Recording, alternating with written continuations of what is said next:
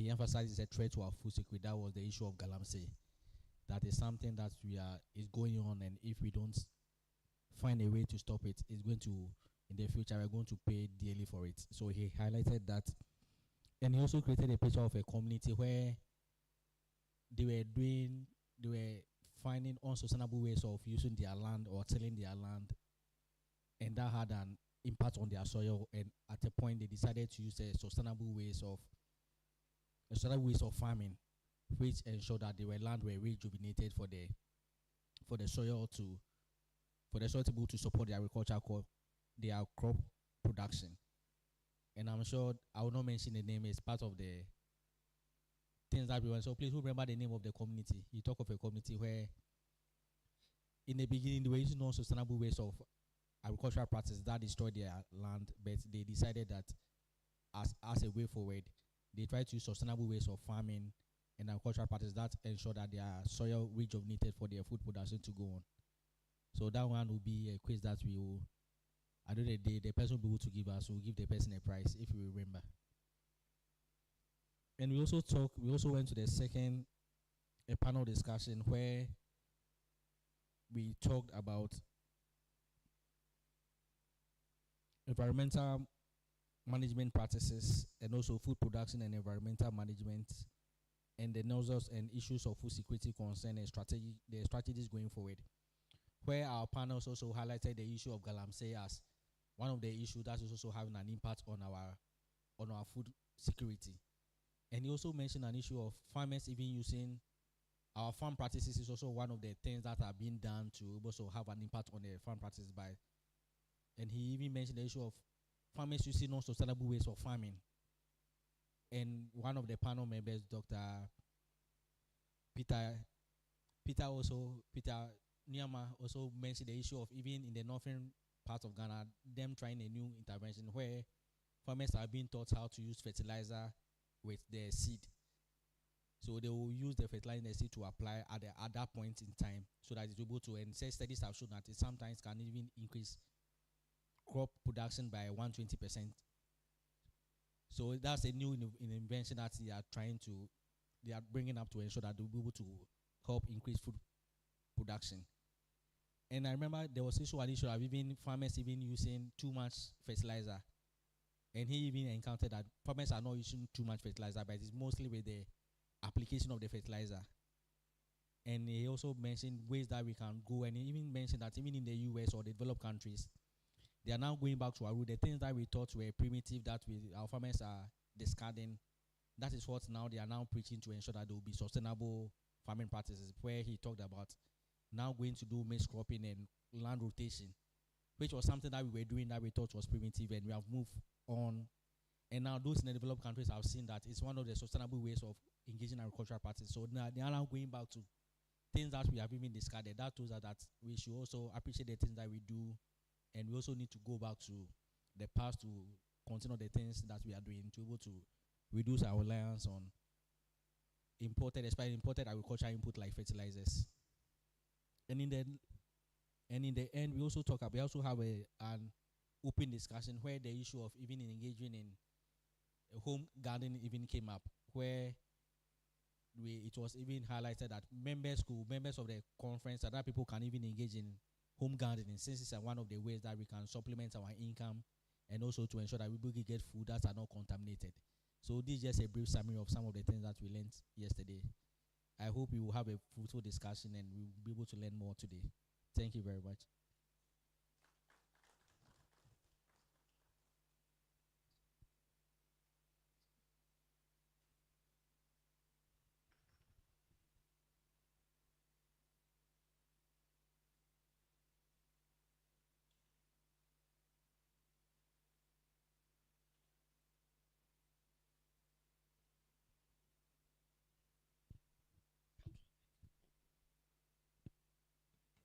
Thank you, Dr. Frank Che Atta.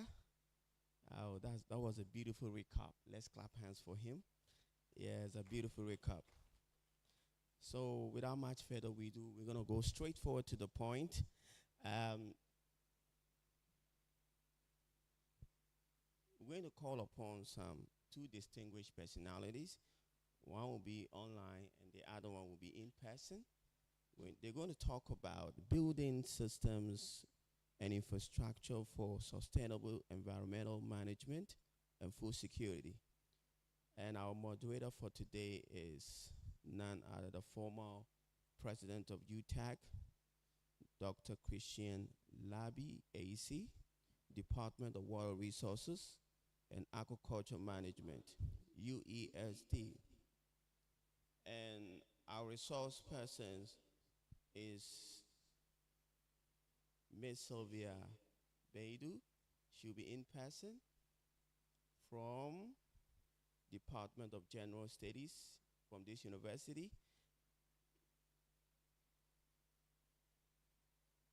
Or Environmental and Public Health is being corrected. And then we have Mr. Caleb Adams Bassi. He is a consultant and a partner, CALWARD, and consult. So let me say that again. Mr. Caleb Adams, consulting partner, Carl's Award Consult. Ladies and gentlemen, let's welcome them on stage. Ms. Sylvia Baidu, and our moderator for tonight or this morning, Dr. Christian Labi AZ. Yes.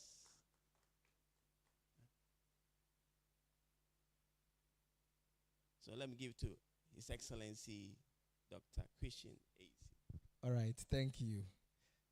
Dr. Abeka has done almost everything. He said Caleb, or you, yes, I would say Caleb. All right, like Dr. Abeka rightly said, this morning's session, we have two guest speakers. And they will be talking on building systems and infrastructure for sustainable environmental management and food security. Madam Sylvia is in person, and then Mr. Caleb will be online. We will have between 20 to 25 minutes for each speaker, which will accumulate to about 40 to 50 minutes for the two of them. And then we'll interact with them for 20 minutes. At most, we'll look at possibly 5 questions. But if we still have time, we can go beyond 5 questions for each of them. When it's time for the questions, please let's try to be as brief as possible. I will briefly introduce Ms. Sylvia Baidu, who happens to be an assistant lecturer in the Department of Environment and Public Health of our prestigious university. She's currently a PhD candidate in environmental management at the University of South Africa. Her work combines academic research and community engagement, mostly with hands-on experience which addresses environmental challenges through education, public awareness, as well as collaborative initiatives. She has been actively involved in community outreach programs around the Bui National Park and has worked with researchers from both Ghana and Denmark on projects which aim at building the climate resilience of Lake Bosomtwi. She is deeply passionate about environmental stewardship and is committed to empowering the next generation of environmental leaders through research, mentorship, and advocacy. With us is Madam Sylvia Baidu. Thank you. So she will take the first shot, after which I'll come back to introduce Mr. Caleb, who will be our next speaker. Thank you. Thank you very much, Mr. MC. Hello. Hello. Okay. Good morning once again. colleagues and students. So let me begin by expressing my sincere gratitude to the planning committee for giving me the opportunity to stand here before you. I deem it an honor to present to you on the topic Building Systems for Sustainable Environmental Management. Building Systems for Sustainable Environmental Management. So by the end of this keynote, I'll walk you through the concept of systems and why they matter. We also look at a practical renowned example. So I'll be using the China's Grain for Green project. It's one of the successful environmental management program in the world. I'll be using that as a case study throughout my presentation.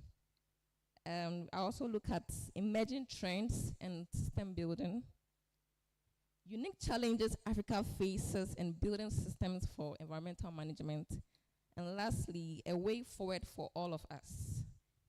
Yes, so to start with, food security, as we all know, is a pillar for human survival, and it is directly dependent on the health of our environment. But today, human activities such as deforestation, unsustainable farming practices, is a threat to this very system that supports life. So this impact cuts across all 4 dimensions of food security. That means in terms of availability, utilization, the stability of food systems, and accessibility. So research has found that finding solutions to human-induced environmental challenges leads to other negative unintended consequences. So for example, due to economic and social pressure to maximize yield, lands are cleared for agriculture, and we use a lot of fertilizers. So this increased food production, that is positive. But unfortunately, this same practice leads to soil depletion, kills pollinators, and also leads to deforestation. So you realize that it leads to unintended negative consequences. So this shows that environmental challenges caused by humans are complex and interlinked. These are key things you should know. They are complex and interlinked.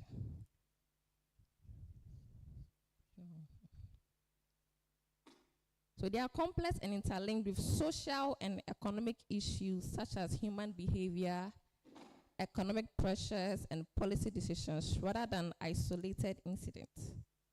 So clearly these environmental challenges are not isolated. They are interconnected with social behavior, economics, and policy. So that is why we need a system-based approach. Because of the interconnectivities, we need a system-based approach when we want to build systems for environmental management. So when we say a system, what do we mean by that? So according to Meadows 2008, a system is an interconnected set of elements that is coherently organized to achieve something. So in practical terms, when we say we are building systems for environmental management, so this means that we are designing, we are developing a framework of tools, infrastructure, data, people, policies. All this comes together to monitor, manage, and improve environmental outcomes and solutions. So these solutions we are talking about may be technical, it may be administrative, it may be policy-based, but you should make sure that with all this, it should be interconnected. That's what makes it a system-based approach. So as I said earlier, I'll be using the China's Grain for Green project as a case study on how to build systems. So that is the lowest plateau in China. It is one of the known most degraded ecosystems on Earth. It was one of the known degraded ecosystems on Earth. So if you want to build systems, first of all, you should look at the problem and the goal.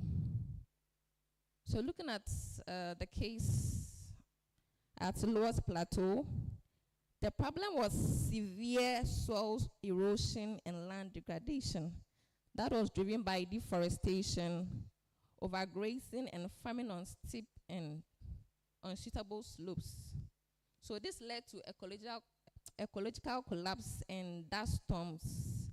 So though it was a regional issue, it also became a national issue, such as floods and food insecurity. So the goal of the program was to restore ecological productivity and reduce erosion while securing food systems. So first of all, you identify your problem that you want to solve and you get the goal. Then secondly, one way we can build systems for environmental management is apply what we call system thinking. System thinking is a very, very important component. So when we say system thinking, it examines relationships and interactions between different parts of a system. So it recognizes that changes in one part can affect others. So when we understand these concepts, it helps us to develop effective interventions.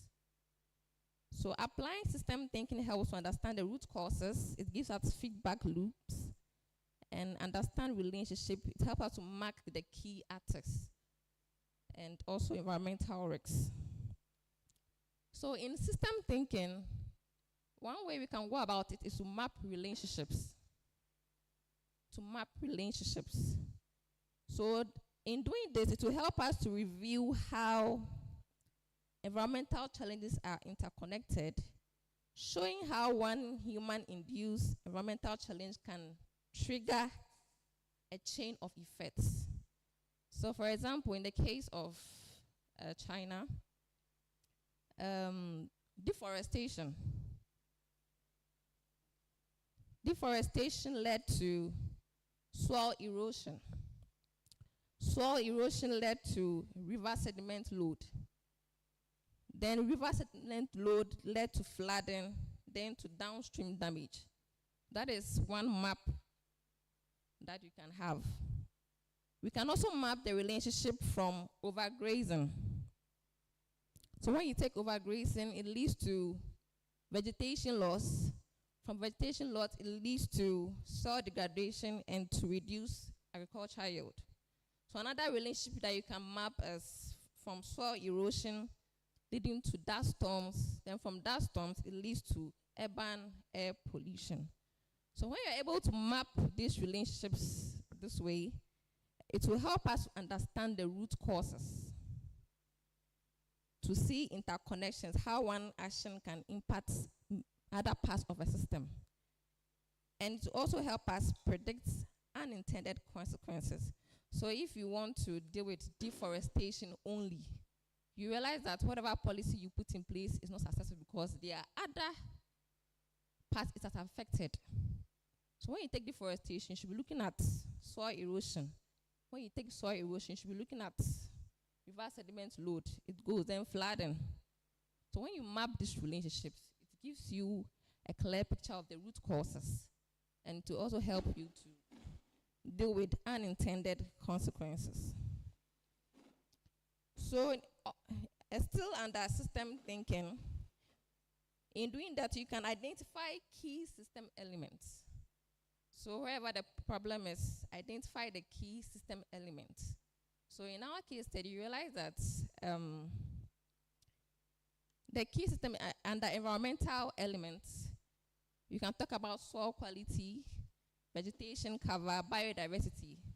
When you take socio-economic elements, you can talk about food security, rural livelihoods, and income instability.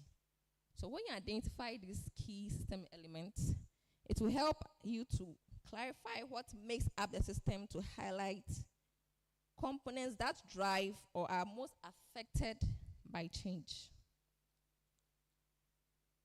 And still under system thinking, we can talk about feedback loops.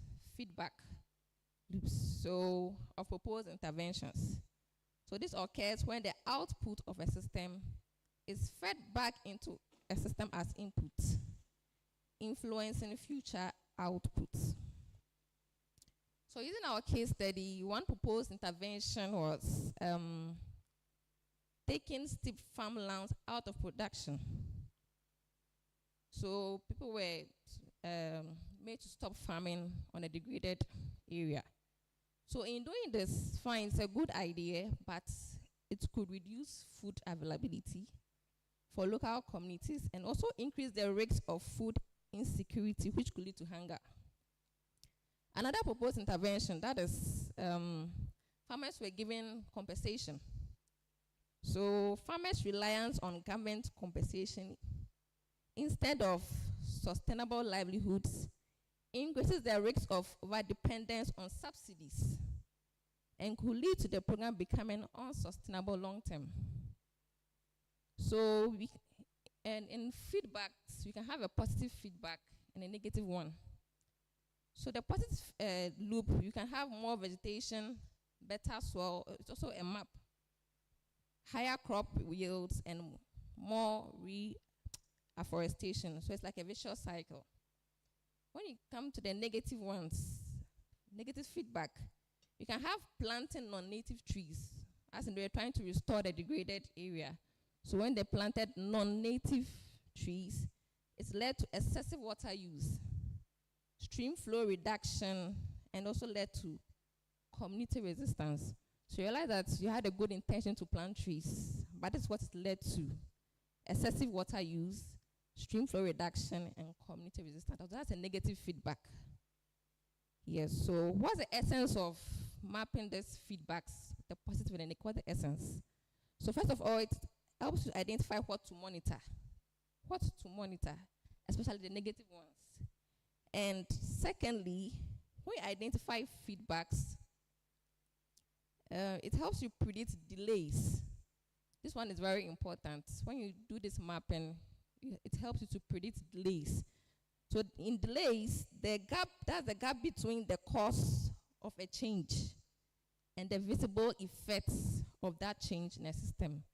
The gap between the cause of a change and the visible effects of that change in a system. So for example, you can have natural delays.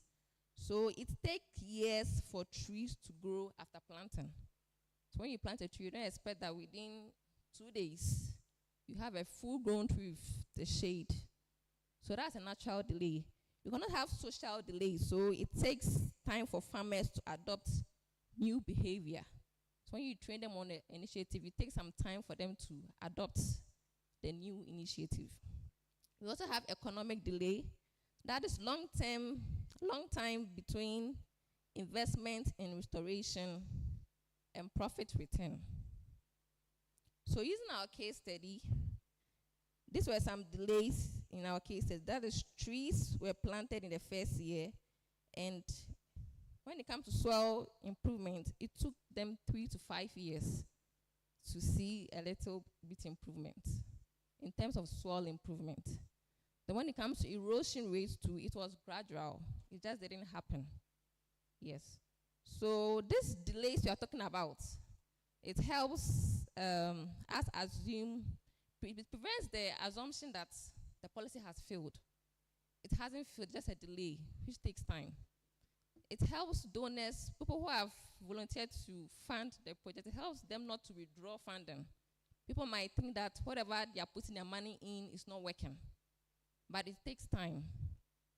And it also helps prevent misjudge of public perception on ecological outcomes. Yes, so another way we can build systems for environmental management, it's stakeholder engagement and capacity building. It's very important, stakeholder engagement and capacity building. So systems only work if people support them. That is the fact. Systems only work if there's a support for it. So using our case study, stakeholders included farmers, community leaders, academia, international ones like the World Bank. Yeah, so in that area, workshops and awareness campaigns were organized, at least to draw those who were feeling reluctant.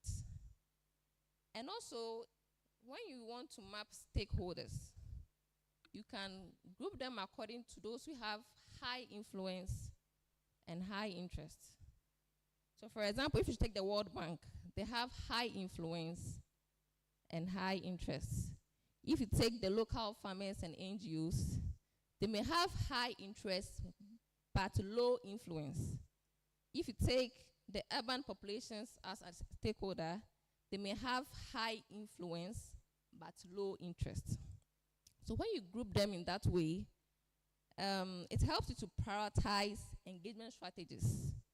You know how to focus more time and resources to stakeholders who matter the most to project success. It will also help you to tailor communication and participation. It will help you to also manage power dynamics.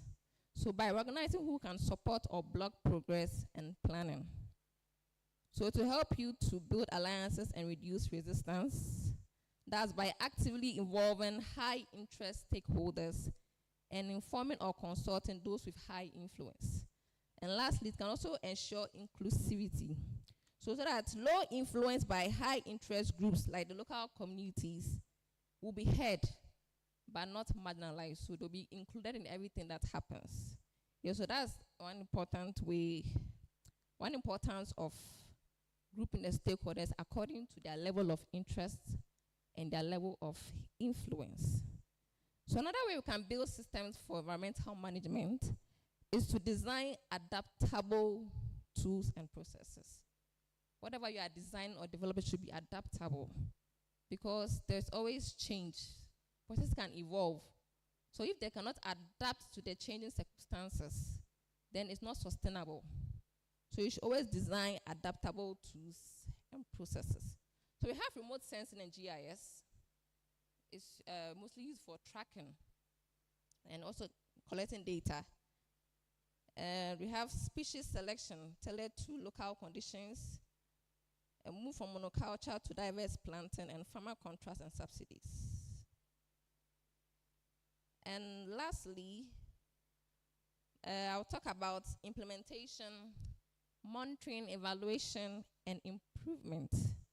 So whatever you've designed that has been informed by the previous ways can be implemented by collaborating with the stakeholders you identified. And to also monitor and evaluate, you should ensure regular performance reviews, continuous data collection. Yeah, so in our case study, there were legal bans on overgrazing. There were grain and catch subsidies. There were adjustments based on feedback from communities and regular monitoring. So the results were vegetation cover increased by over 25% in a decade. So in 10 years, vegetation cover increased just by 25%. The dust storms declined, and ecosystems improved significantly. So let's look at some principles of building systems. If you want to build systems for environmental management, you should be guided by some principles. First of all, there should be integration. That is very important. Make sure you link environmental, social, economic, all the systems together. And there should be transparency. So you open data and decision-making processes. Scalability, that's designing solutions that work from local level to national level. Adaptability, so you learn, test, and evolve constantly. Then you put frontline communities and future generations at the center. That will fall under equity. Yeah, so that is the principles for building systems. Now let's look at some emerging trends. What is coming up? Or what does the future hold for us? So now we have AI, as we all know. AI and machine learning that are used to analyze data and predict changes. We also have Internet of Things that connects devices to water, waste, and energy monitoring. And also, when it comes to environmental management systems, that is the ISO 14001, there's an update. That is the 2025 version.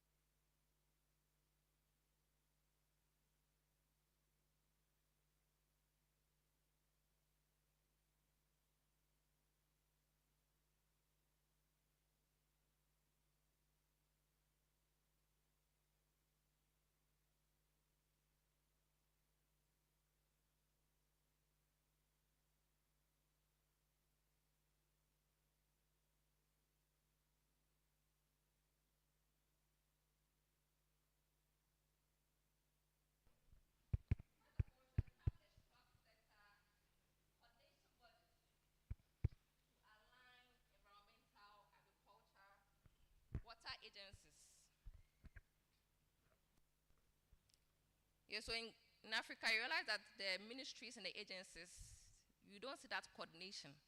Everyone is working on their own. There has to be that coordination among these bodies. We should also invest in real-time environmental monitoring tools. Now, there are remote sensing tools, there are other technologies, so let's adapt this monitoring tools to make it effective. We should also support local innovation hubs and tech incubators. We should establish climate and environmental resilience funds. We should target these funds, especially to the rural communities. And we should use participatory design methods, such as the community mapping and workshops. We should also develop national data ethics frameworks that will define ownership, consent, and access rights. So I'll conclude by saying that the journey towards sustainable environmental management is not linear. It is complex and interconnected and full of trade-offs. But without a system-based approach, we can navigate that complexity with clarity. Systems are already there, we agree, but the good news is that it can be rebuilt. We can reimagine to make it more inclusive, more resilient. So let's move from short-term to long-term fixes and solutions. Let's move from isolated projects to coherent systems. And most importantly, let's build a world where environmental sustains us and we sustain it in return. Thank you. Thank you, thank you, thank you. Day in, day out, we learn new things. And I'm pretty sure you've written your questions down for Madam Sylvia. But before that, we'll give her some 10 minutes, 20 minutes to relax. We'll go to the second presentation, and once we are done, we'll take the questions together. Our IT, please, is Mr. Caleb online? Okay. So the next presenter is Mr. Caleb Adan Blase. He holds a BSc in Environmental and Natural Resources Management. He also has a diploma in Science Laboratory Technology. He is a NEBOSH International General Certificate holder and also has an MSc in Food Quality Management.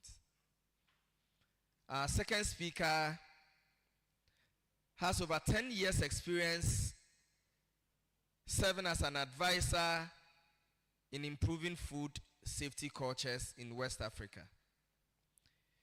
He's a food safety consultant as well as a trainer. As a consulting partner at Carlsworth Consult, he has supported more than 30 companies in achieving ISO and FSSC 2000 certifications across several industries in the spices, cereals, fruits, and ready-to-eat food sectors. He has a very good working relationship with organizations such as USAID, GIZ, and the African SME networks. Blase has delivered HACCP training, GAP assessments, and technical support packages on hygiene, traceability, labeling, and certification readiness for SMEs, women-led businesses, and persons with disabilities. This gives an information that our second speaker is quite deep in the topic he has been given to deliver. So without wasting much time, we all connect with our speaker, Mr. Caleb Adan Blase, who is joining us online. Thank you.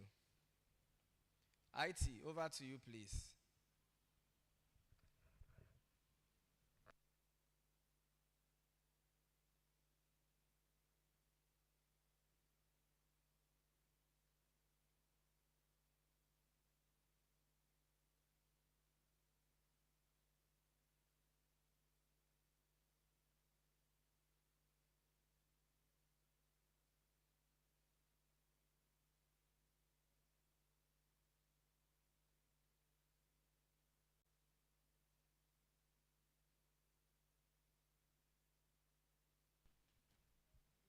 Mr. Blase.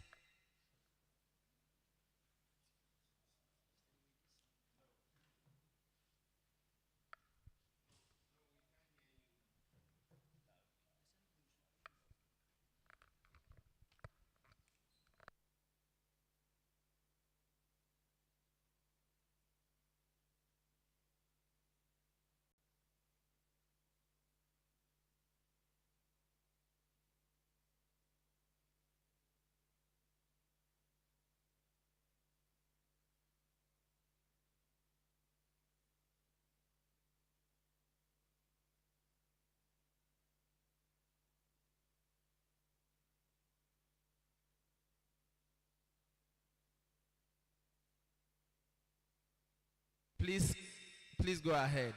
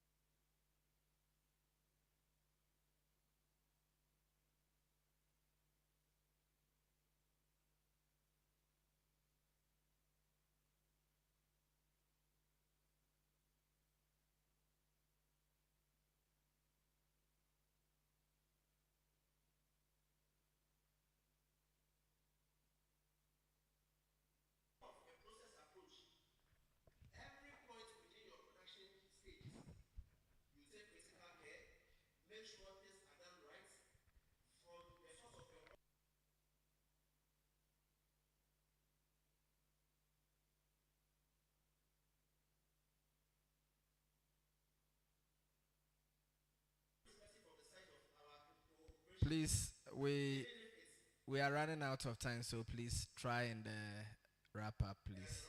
Yes, please.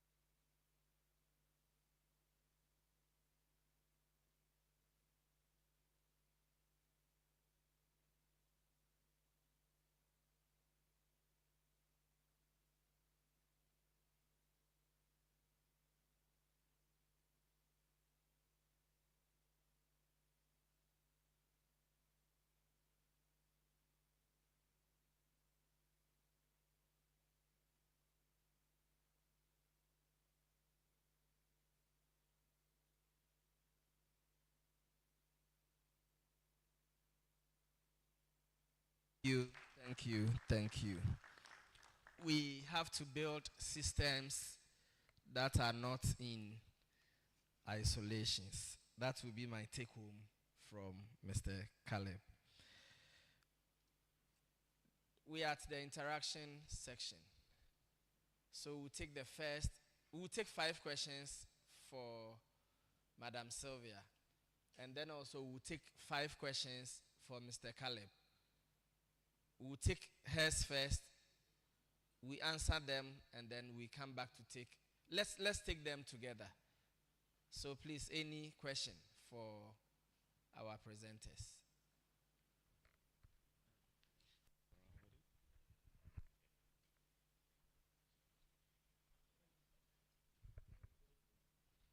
Okay. Thank you, the speaker, for the nice kind of speech. My issue has to do with the food security. I think one basic issue we talk about has to do with affordability.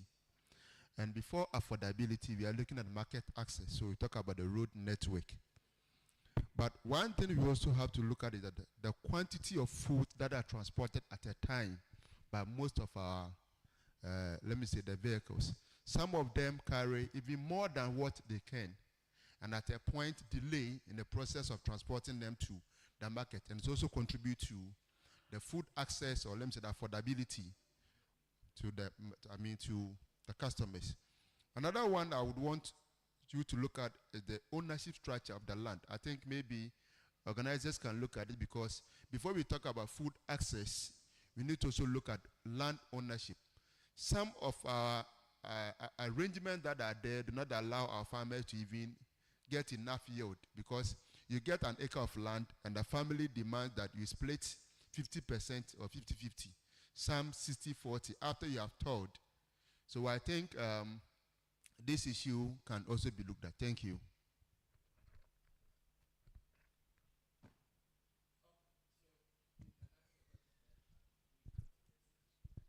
All right. Thank you.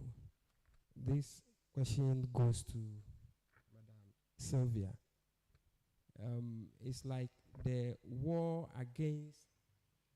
between the environment and human or man is something that it is only the scientists who are actually fighting that war. But I believe that it is time there should be a kind of collaboration between the scientists and then the social scientists as well. You know, looking at protection of the environment, I believe that there is a correlation between increase in population and how the environment is being destroyed, or how the environment is being damaged. So if we want to, or the interest is there for the environment to be protected, I think we have to pay a very close attention to the increase in population and what can be done to ensure that though population is increasing, the environment is also protected. Yes, because the more population increases, the more and the environment is being encroached. So what should we do, or what should we do to ensure that increase in population is not directly affecting the environment? And I believe that Africa, we can do very well, because when we increase in population, definitely there is going to be more buildings, infrastructure is going to be raised. So what should we do, although population is increasing? And I'm saying that Africa can do very well. We can do very well in what can we do? Thank you. So your question is, what should we do to ensure that though population is increasing, the environment is being protected? Okay. Yeah. Thank you. Okay, thank you for the opportunity. Okay, so mine is Miss Sylvia. When she was presenting, she talked about the delays in the project, the case studies that she gave. So I wanted to know, when it came to the delay in the adoption of the practice by the farmers, what was the delay period? And also looking at the constraints of the Ilokrobo municipality, and she also mentioned about building system thinking in environmental management. What can the municipality do, or what would be the best approach for the municipality? Thank you.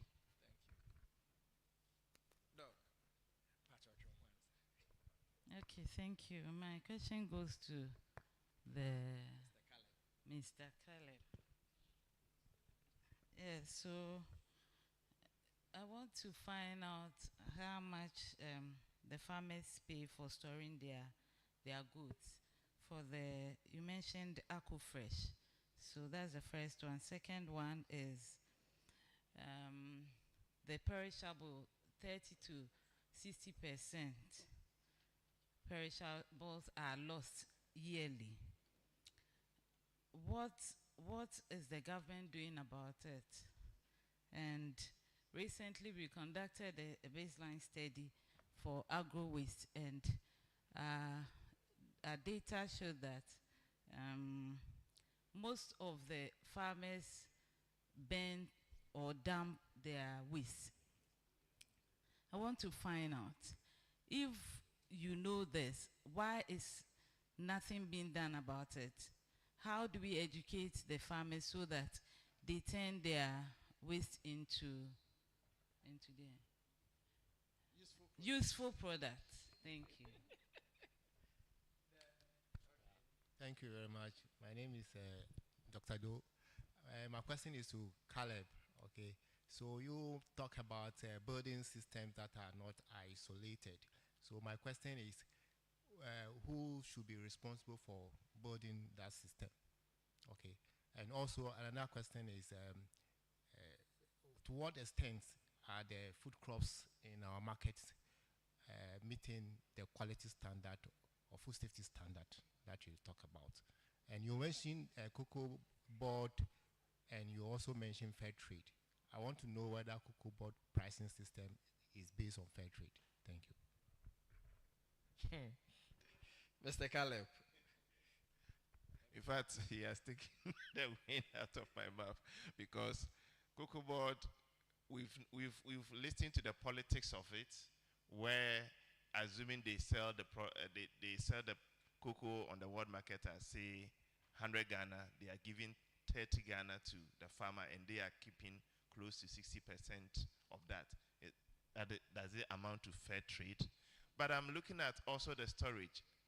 How does our design of our storage facility contribute to proper holding of these foods and expanding the lifespan or shelf life of these foods stuff? How can the designs of our buildings and all that contribute to food safety and security? Okay, so maybe probably the last question. Okay, thank you. So please, my question is going to both presenters. Taking Somanya, for example, the mangoes being produced here, they are so much expensive when you try to purchase some by the roadside.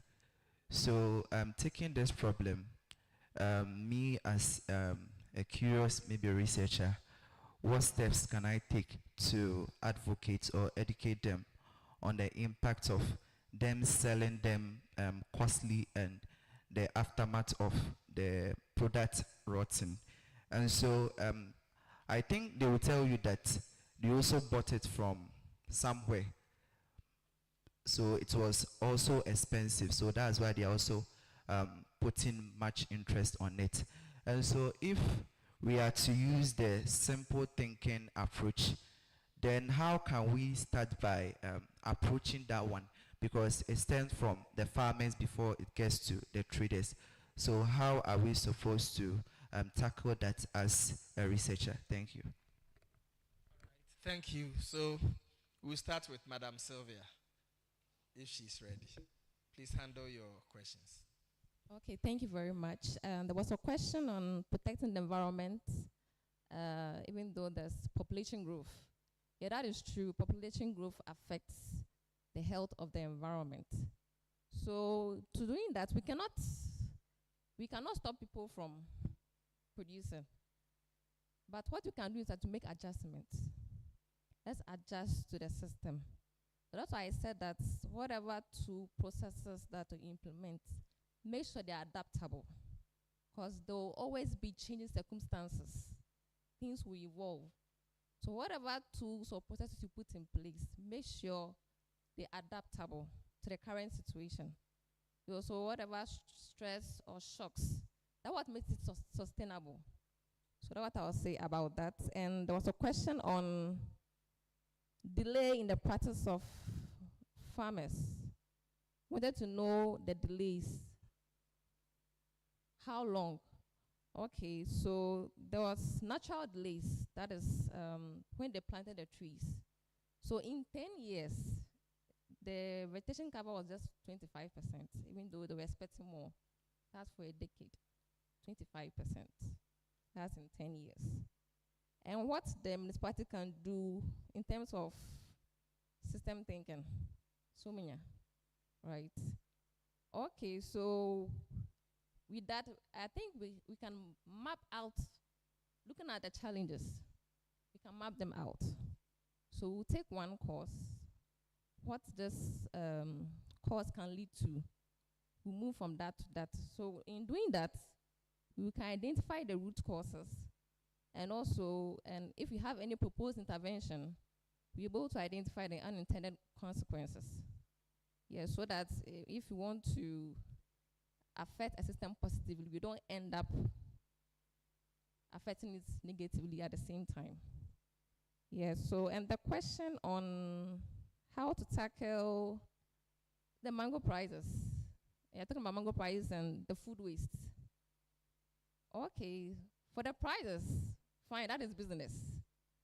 They know visitors are around, they have to increase. Sometimes the location alone determines the prices. But the challenge also is with food waste. You see some of the mangoes getting rotten. So with that one, if you want to use a system-based approach, I would suggest that we can look at so to you, you might assume that the price is the reason for the food waste. But when you meet with the sellers, you realize that there are more or other factors that is leading to the food waste. So meet with them, and can also get insight into the causes, why they are, why the mangoes are getting rotten. So when you get this information, so that is when you take them one after the other. Do you look at what you should monitor?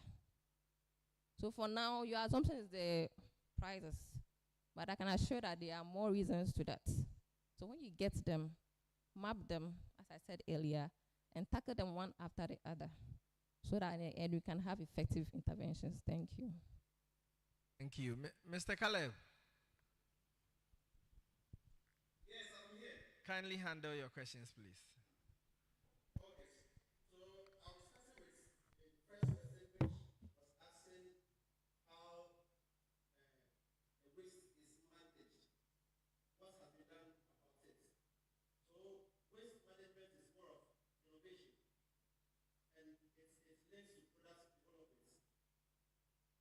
Let me give a typical example of what we are working on currently, which has to do with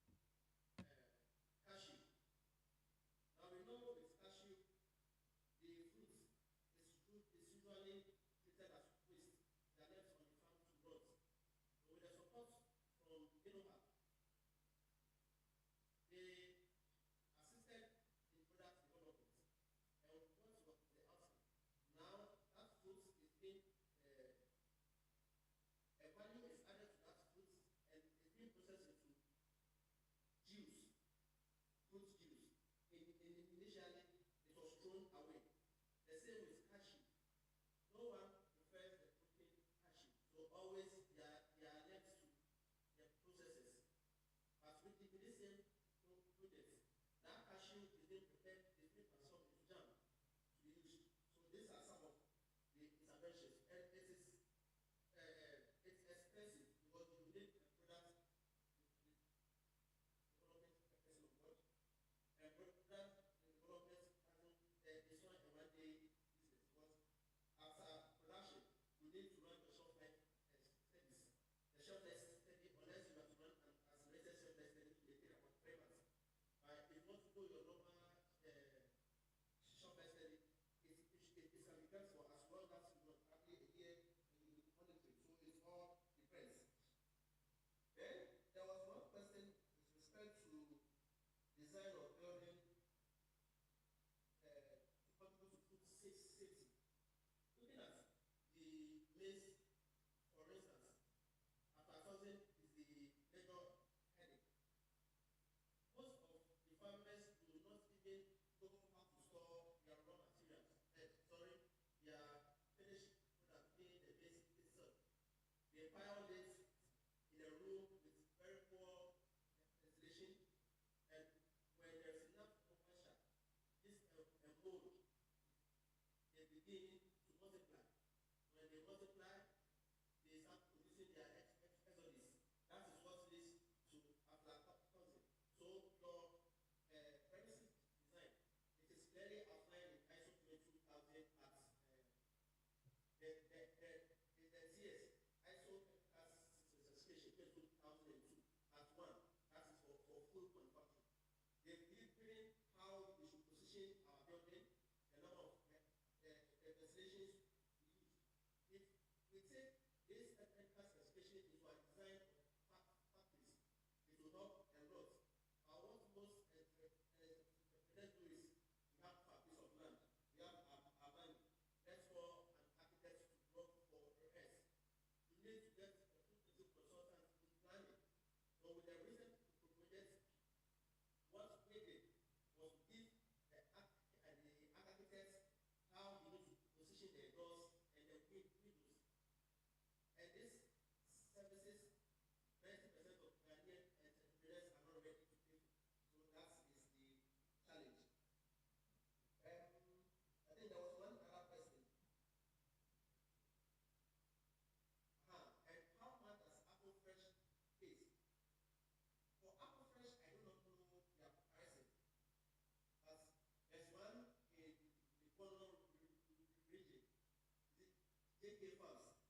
So when you bring your produce, they'll weigh and tell you a kilo is like 5 Ghana cedi.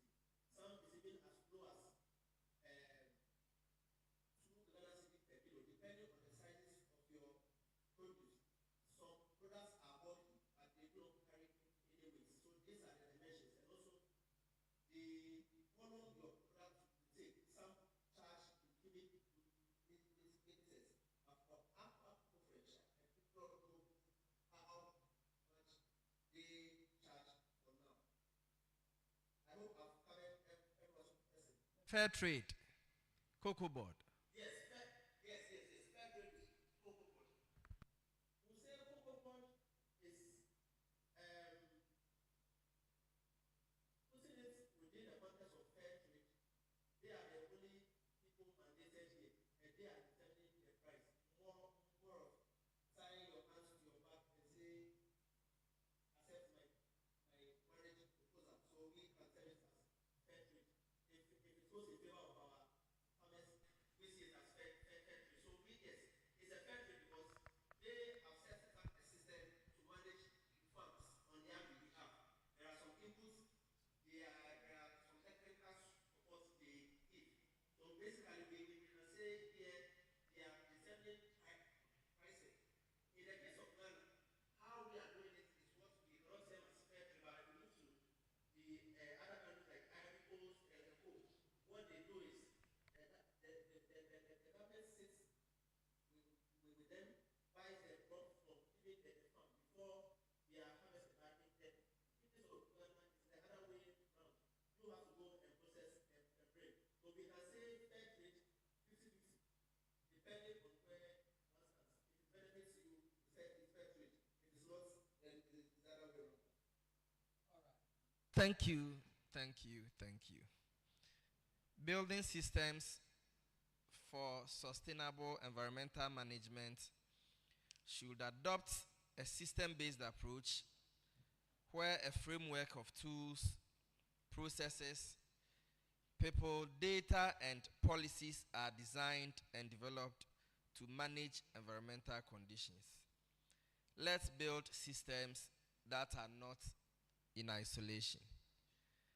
On this note, I would want to thank the speakers for such an insightful presentation, and also want to thank you for your cooperation for this session.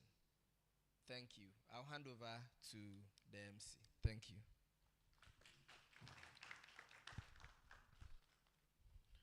Thank you very much, former UTAC President, Dr. Christian Labi. Without much further ado, we're going straight to the point. And I'd like to appreciate you, Dr. Caleb, or Mr. Caleb, and then Miss Sylvia Boidu. Dr. Amfloto, are you around? Okay. So we're going to have a snack break, and we'll come back in 20 minutes' time. Just here. We're not going anywhere, so we're going to have the snack break. And we'll have a very important section after the snack break. We're going to have a symposium by a Pro-Vice Chancellor, and I think you don't want to miss that. It's very, very important. So we have 20 minutes, snack break. Thank you very much.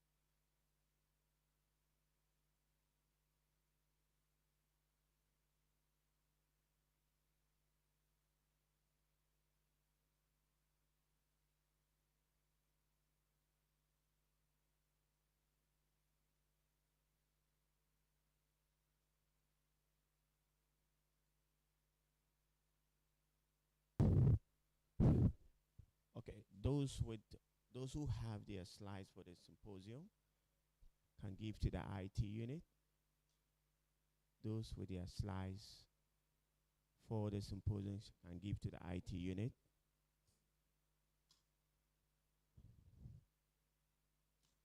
So we'll return back in the 20 minutes time. So 10:20 we'll be back for the symposium.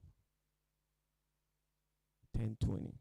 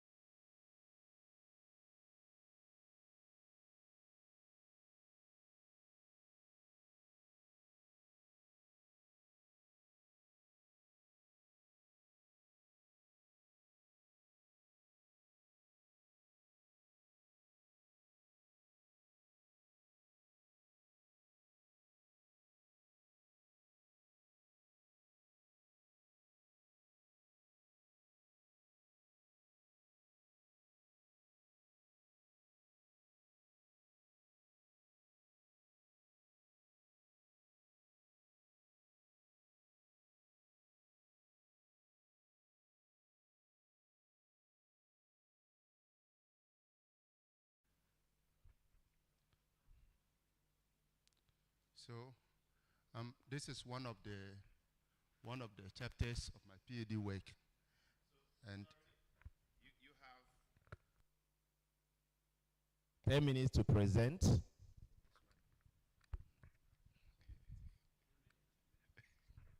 Okay.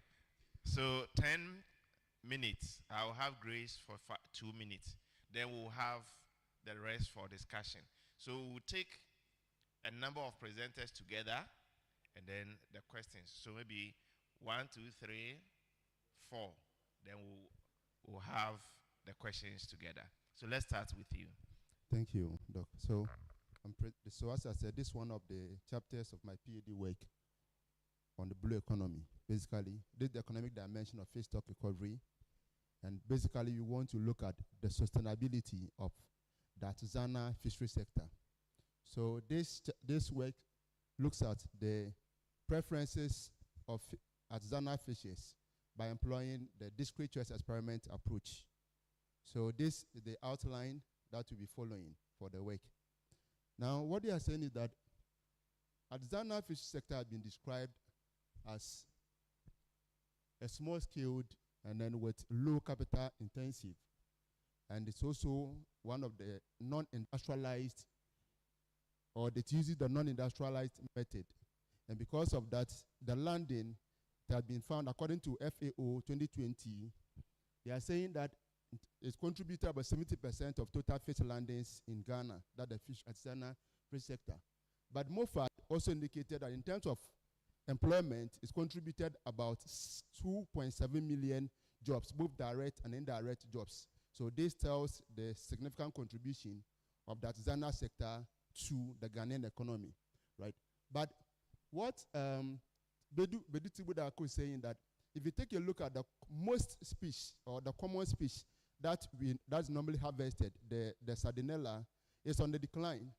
And this other researchers have indicated as a result of overfishing, illegal, unreported, and unregulated activity that have contributed to the decline of this artisanal fishery sector. Akpalu Ita indicated that because of lack of the political will and as well as the weak institutions, we have this particular issue emanating, and it's a great concern for the Ghanaian economy.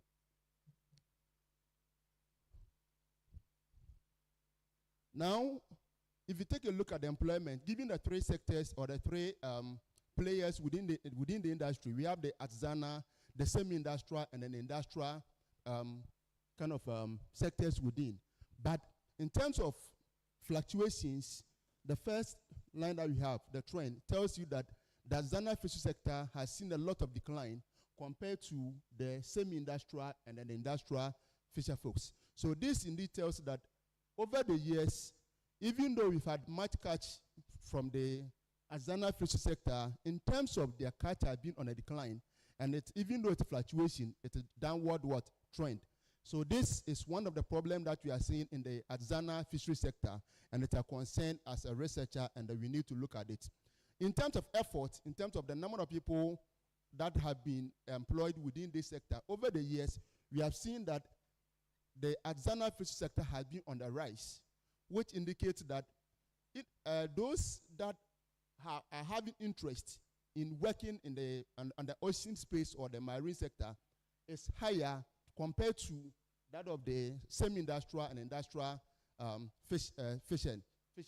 So this indeed tells us that the sector needs to be paid attention to, because over the years, because it doesn't require much technical skills, most people find it easy to enter, and they compete because of the resource common problem that we have in Africa.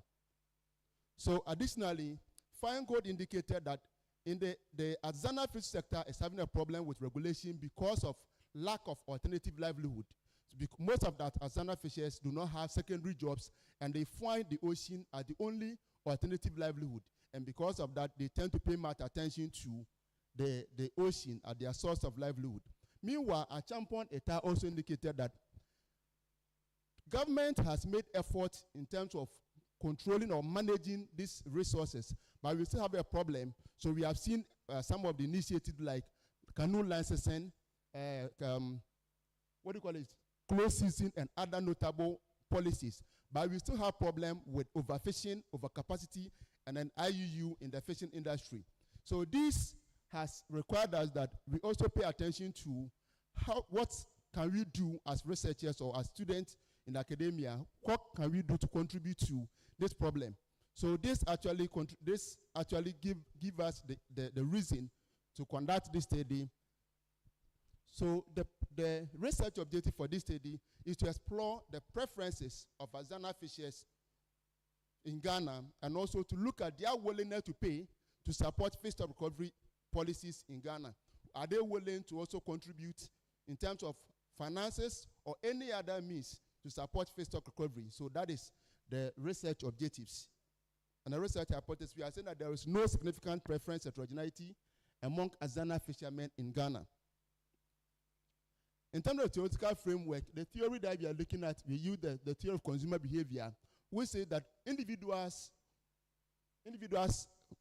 kind of derive some kind of satisfaction in the goods that they buy, and for that matter, they are always willing to offer positive prices for the good that they purchase. On the other hand, the Lancaster theory of consumer behavior says that individuals do not consume or do not derive utility directly from the good, but rather the attribute of the good that they depend on. So whenever individuals want to pay any positive price for a good, they look at the attribute of the good, and hence policies that will be implemented based on the characteristics of the policies, hence the need for the choice experiment.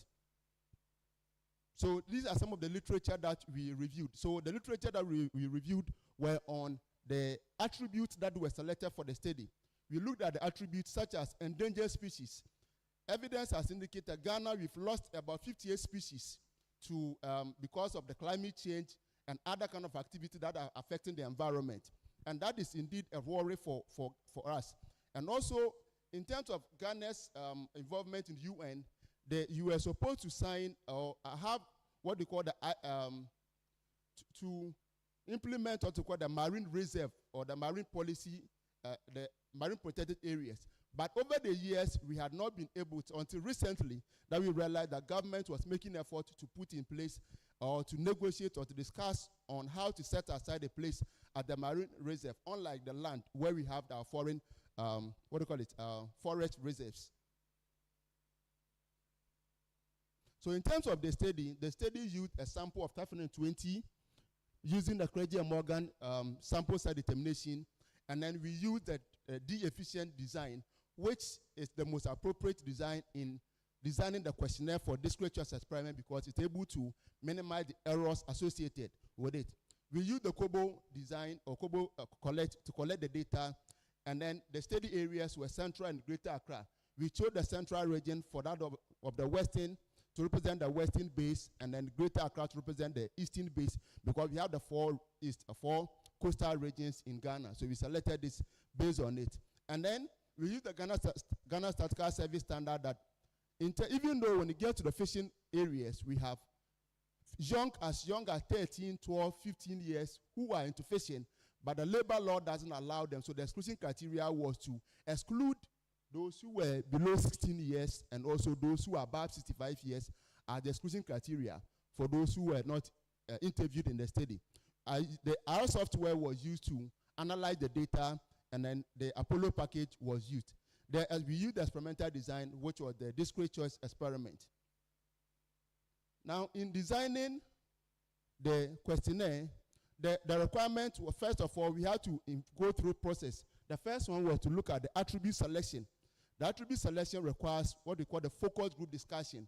And within the focus group discussion, series of attributes are presented to the prospective, respondent.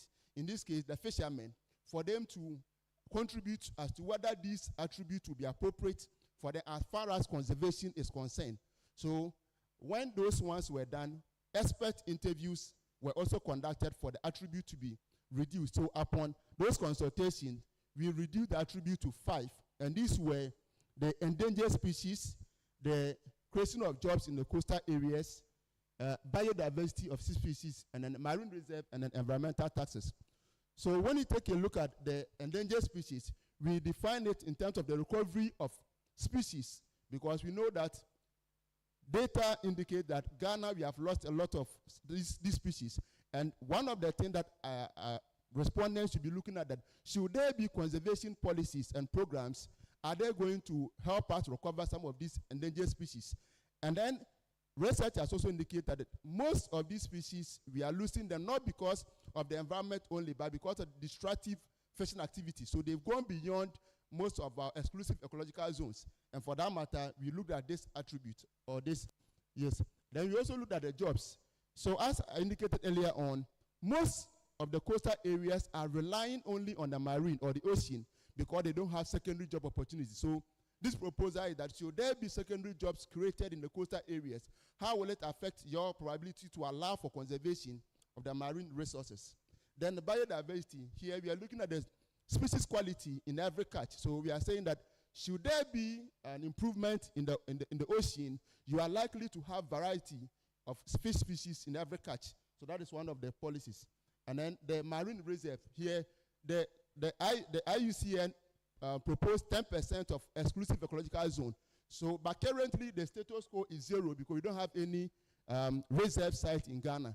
So we have based on the UN standard, we also brought in this one. And then research has shown that most of the policies that have been implemented, or most of the taxes that have been taken, they are not directly related to the program or the purposes that intended.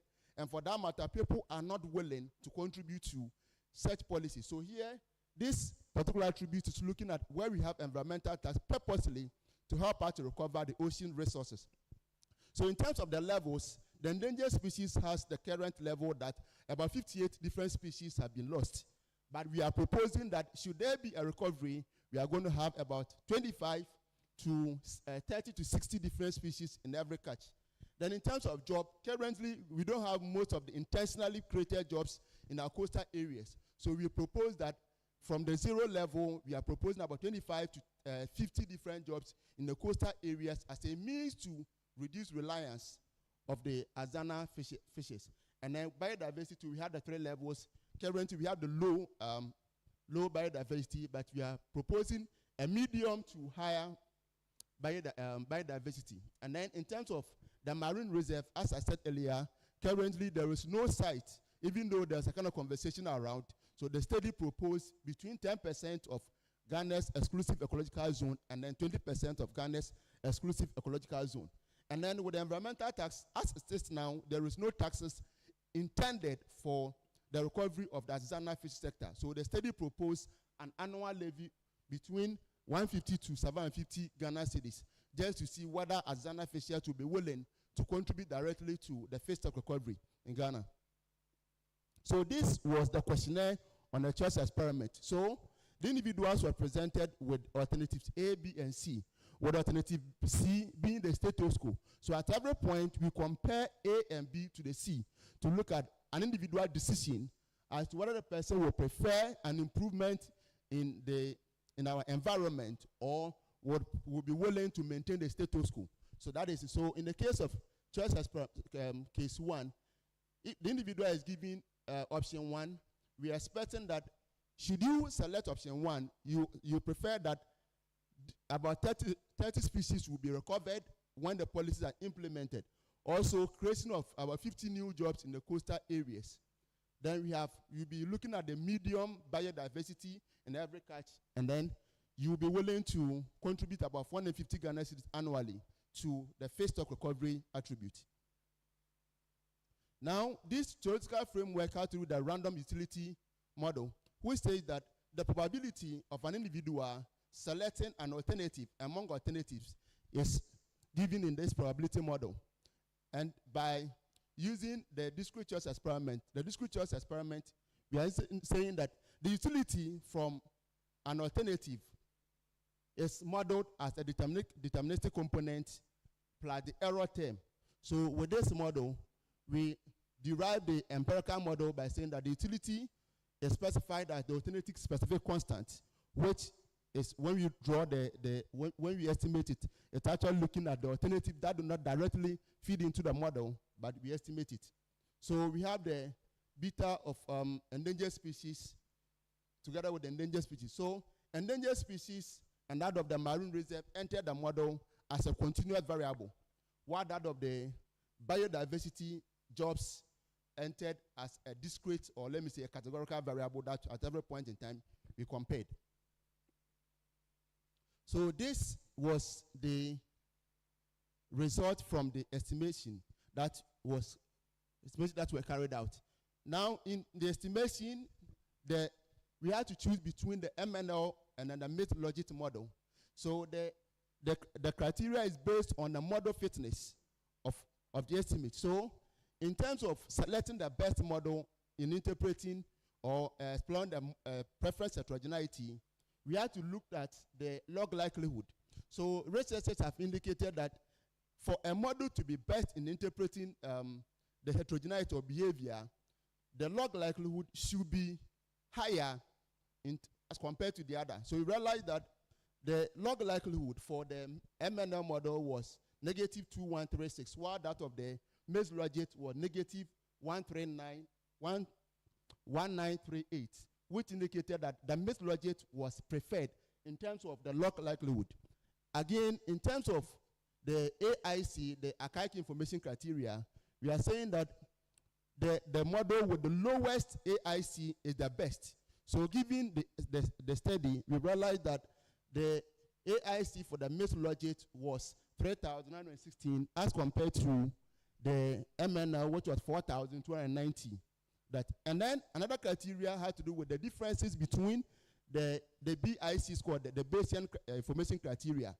And then it says that if the difference between the two models is greater than 10, it means that the model is perfect in explaining the behavior of interest. So in all this, we realized that for the endangered species, it was positive and significant at less than 1%, which indicated that artisanal fishers prefer that policies be implemented or attention be given to the recovery, which will result in increase in the recovery of endangered species.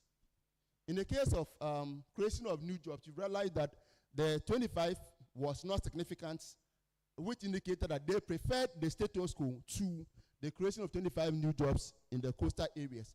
However, there was a positive preference for the creation of 50 different jobs in the coastal areas as a means to motivate them to support to any interventions towards fish stock recovery. In terms of biodiversity, we realized that they were all significant, indicating that artisanal fishers would prefer initiatives or ideas that support the recovery, which will increase variation in their fish catch compared to the status quo, right? And the standard deviation also indicates the kind of variation that exists in data. Also, we found out that in terms of marine reserve, the artisanal fishers were willing to, or they had positive preference for the imposition of 10 to 20% exclusive ecological zone as a reserve site for Ghana. So which, at some extent, to contribute to our policymakers with this work that you've done. And then in terms of the socioeconomic variables, we realized that education, region, income, and then migration status contribute to the model fitness. And that, which means that whenever we are bringing out policies on conservation of fish stock recovery, we must consider these contextual variables as it affects the policy's relevance. We also explored their willingness to pay, how much they are willing to pay to contribute to fish stock recovery. And we found out that using their value, the endangered species, we found out that artisanal fishers were willing to contribute about 2 cedis, 83 pesos as fish stock recovery taxes to support the initiative. We also found out that in terms of jobs, 25 was not significant, but 50 jobs, so artisanal fishers were willing to contribute about 165.2 Ghana cedis to support the creation of secondary jobs in the coastal area to support fish stock recovery. In terms of medium biodiversity, we found it not to be significant by looking at the T ratio. And then the biodiversity, we found out that the artisanal fishers preferred or were willing to pay about 113 Ghana cedis to support policies that will increase variation or significant variation in their fish catch. So that is what we have. And we also found that in terms of marine reserve, they were willing to pay 8 cedis, 94 pesos to contribute for the establishment of exclusive ecological zone in Ghana. So these were some Please, of the you have conclusion. just 1 minute to finish. Thank you. So in terms of the conclusion, we are saying that we found significant heterogeneity in face stock recovery across the respondents in terms of the attribute that were chosen. And we also found that Azana fishes have positive preferences for endangered species, biodiversity, and that of what? Marine reserve, which means that they would always prefer changes to these attributes compared to the current status quo. Then we also found that the socioeconomic variables were significant in contributing to policies in Ghana. And they were willing to offer positive prices to support face stock recovery. So these were some of the policy implications that we give. So we are saying that environmental policies on face stock recovery should be nuanced. That is, they should try to pay attention to the individual makeup in communities. Then we are saying that the fiscal policies should also be paid attention to. Okay, I think because of our time. Yeah, sorry, I have to cut you now. All right. Thank you very much for your presentation. Please, let's clap for him. All right. I think if there is another presenter, we can take the next presentation. And then after 2, we can have a time for questions. So if the next presenter is ready. Okay, yes. Okay, so please, you can be in front. Do not go far. It's here.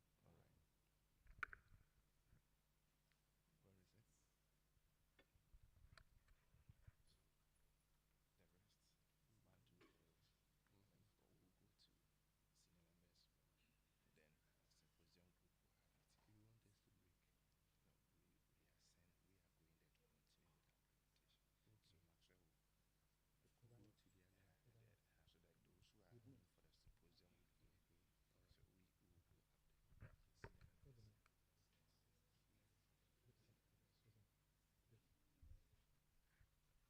Where is it? Okay, please. Can you please hold on? All right. Okay, so we will have the question session for the first presenter. But then please take note.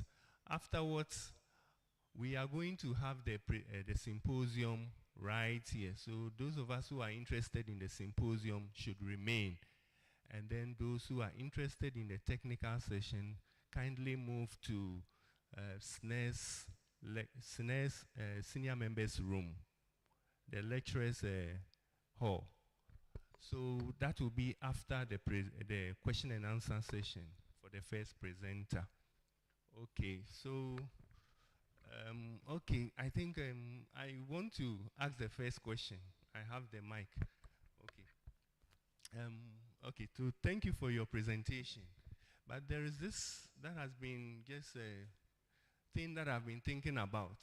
We have the ocean, all right, so big at our space. It's a very good ecosystem.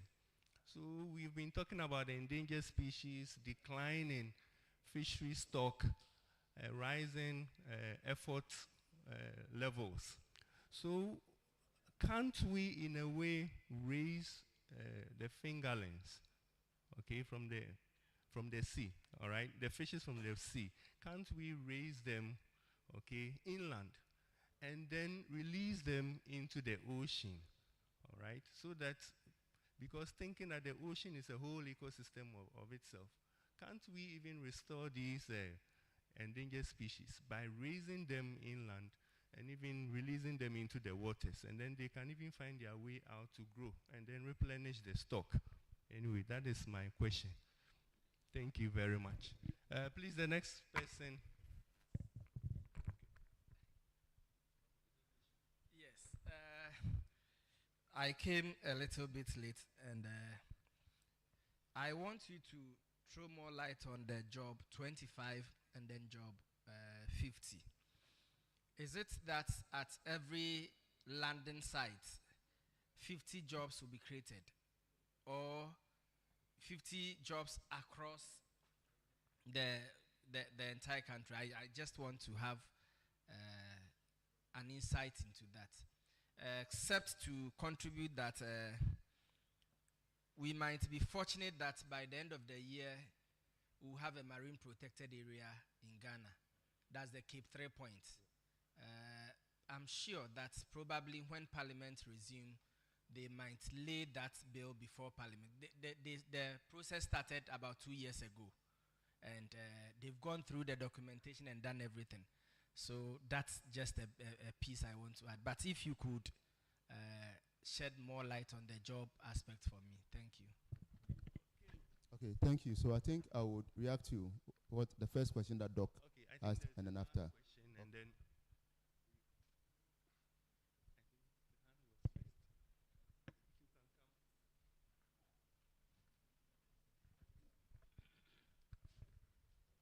thank you very much for your presentation, Mr. Enu. I'm concerned about aspect of your methods. First, before you tested your results, you said you interviewed some people, then you subjected the interview to expert analysis to sieve it. I know one of the objectives of research is to not being biased, but this one you are directly interfering in the actual outcome of the results, and wouldn't it affect the findings of your research? That is one. Then your literature, you mentioned that the most harvested fish species is Sardinella by one of the authorities you cited. The commonest. Yeah. But I beg to differ that the most common and the most harvested is the horse mackerel, because I've been in the industry before and I know it's commonly consumed, and even in Ghana, in other places, the horse mackerel is the mostly consumed item. So please convince me. Thank you. Okay, thank you. So I'll take the first question that you asked. So the discrete choice experiment technique requires that before you refine your attributes, it goes through steps. So the first one is to select series of attributes, because these are, let me say, attributes that you would want to know whether Azana fishermen will be interested as far as you propose to them, because it's an experiment. So when you submit it to them, they will select. So in the first place, we submitted about 11 attributes. After their interaction with them, they will also select, say that, oh, we prioritize attribute A, B, and C, which means that they consider them to be of importance. Then after that one is done, the standard is that you submit or you give to respondent between 4 to 6 attributes because of cognitive burden, so that at the end of the day, it will not impose some kind of pressure on them when responding to these questionnaires. Because you realize that if you take a look at the questionnaire, before a person will respond to even one, you need to analyze all the alternatives in the A as well as the B, and you compare to the C. So that is the reason why at every point in time, we have to go through that process of selecting the preferred attribute for them to respond to. On the question of the Sardinella, I think it's based by literature, so I think that one I cannot respond much to it because it's something that is there. So maybe I also verify more to beef up the literature. Yeah.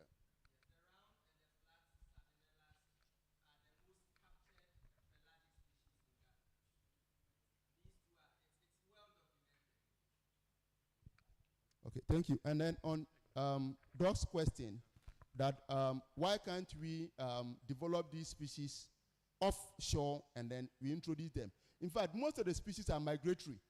So if you even raise them here and introduce them into the sea, because they are migratory, you may decide, you may not even find them in the exclusive ecological zone, which Ghana is supposed to have.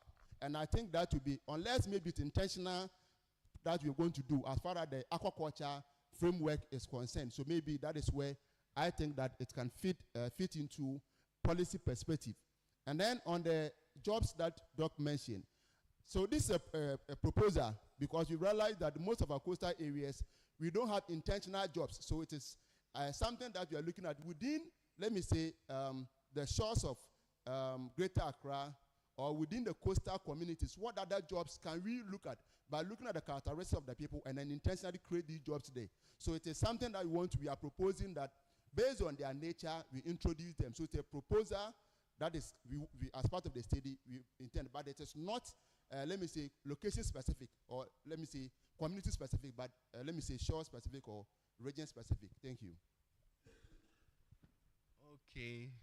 Okay, I'll give the last question to Dr. Fatima, and then we can break out. Yes, thank you for the interesting presentation. I was looking at your conceptual framework, which you said it's from the theory of consumer behavior.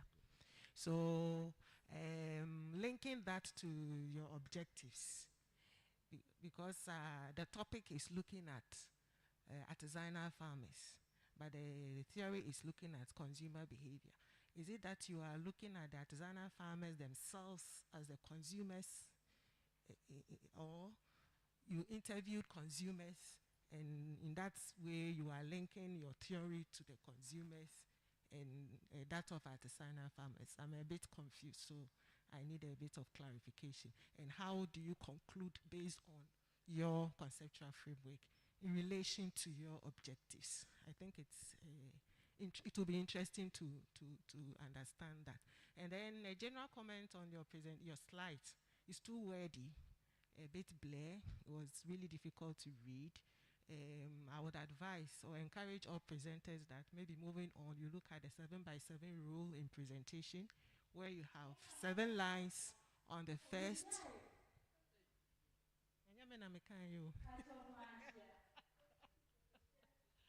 Okay, so you look at the 7x7 rule. So you have 7 words on a row and then 7 on the line, and that means you are taking into consideration your audience, so we can all see and follow up. Thank you very much. No, the last but not the least is the sample size of 520. You quote a reference. The reference data as far back as 1790, is it 1790 or 1970? 1970. So I was really also concerned, and it would be interesting to know why you want a 1970 reference for that sample size. Any justification for that? Okay, thank you. So the Craigie and Morgan is the sample size determination, but the study used the 2022 Canoe Frame Survey, which I used to determine the sample size, but rather it was the guide that I used. That is why I cited the one that proposed the sample size determination. So that's the Craigie and Morgan, but not the data referring to the year. Okay, thank you. And then on the, you had the question on, I think, the concept, how the utility or the consumer behavior. Now, the fisherman is a consumer in the case of the study, because he's a stakeholder and he benefits directly when it comes to the ocean and the state of it. So if the ocean is in good state, any decision that he takes or the decision that he takes will benefit him directly. Then after that, all the other stakeholders to do. So that is the decision that we want to look at his behavior towards conservation. All right, thank you. Okay, I think we should give him a clap. Okay. All right. Yeah, so with respect to fisheries, I am looking to the day where we can even raise some of these endangered species and then restock them back into the ocean, and then we have our fishes back. Okay, so as said earlier, we will now break out into the technical session. If you are interested in the technical session, please go to the SNES lecturer's office, and then if you're also interested in the symposium, kindly remain seated in the auditorium. So Dr. Frank Che Atta is here. If he's at the back, please, you can follow him to the SNES lecturer's office if you are interested in the technical session. Thank you very much. Please, let's make it fast because our time is running. Thank you very much, Dr. Loy Labi. So we are at a very important part of the conference, and this time I would like welcome our Pro Vice Chancellor. If our Pro Vice Chancellor is here, he is going to handle the symposium. Please, is he here, our Pro Vice Chancellor? Okay. So let's welcome. I think he's coming. So let's welcome our Pro Vice Chancellor, Professor Edward Deborah Wiafe. Let's welcome him. Yeah, let's welcome him, sir.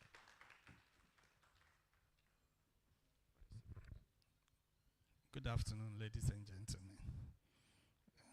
You are welcome to this session of the conference, the symposium. Normally, symposia are organized to take minds of people in the same ecosystem to do their presentation, discuss the issues, and also issue policy briefs to the government and others in the same ecosystem. Biodiversity is in crossroads, and this is the time that we have to save species. For that matter, this symposium was organized for members to show their expertise on several issues, from landscape to neglected species, and also others in the biodiversity sector. So please, have you organized your presentations? Sorry.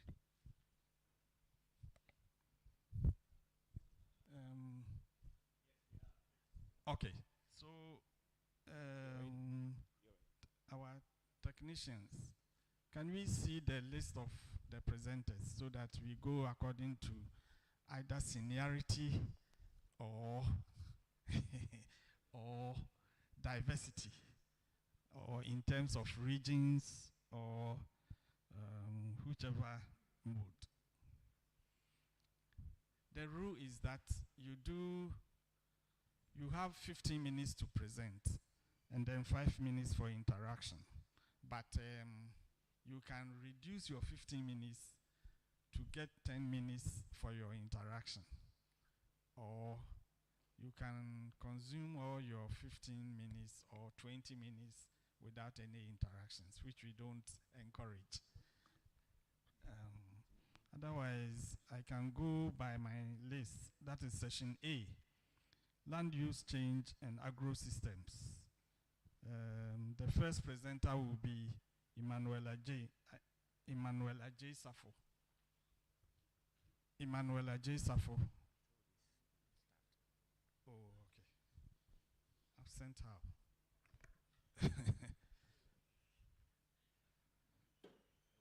The title of his presentation was the 6 Months Extension, Evidence, Causes, and Conservation.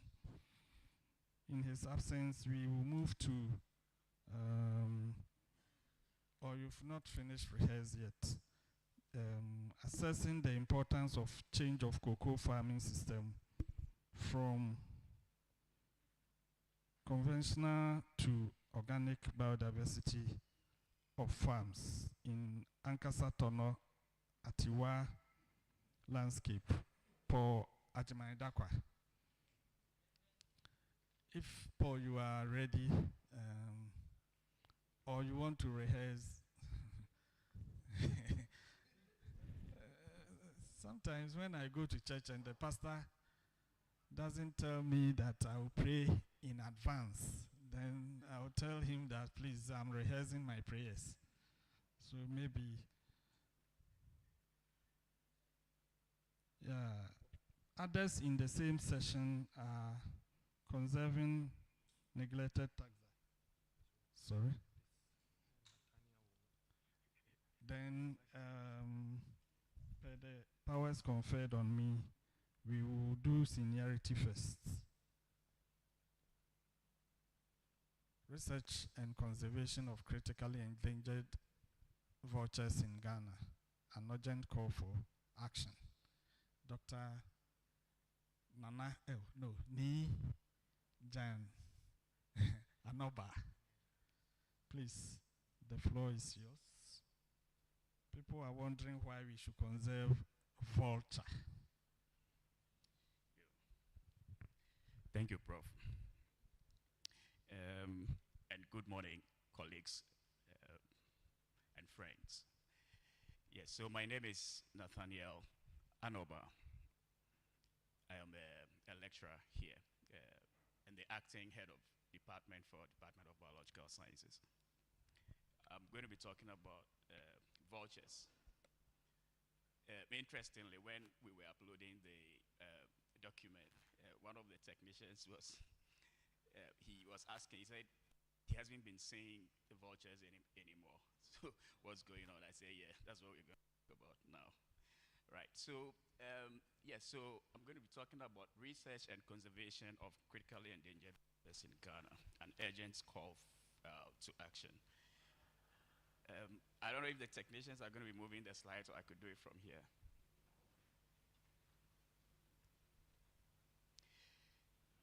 All right, thank you. So what is a vulture? What makes a vulture? We know what vultures are. Maybe we don't see them that often. But, they are not some of the very looking sexy birds that you can see around. But I can promise you that the world would be a smellier place if we didn't have vultures, okay? However, unfortunately, they find themselves in serious trouble. So what's the problem? They are undergoing serious population declines. And globally, there's been very, very severe declines in their populations. The first problem was noticed in Asia, where around India, Nepal, and so on,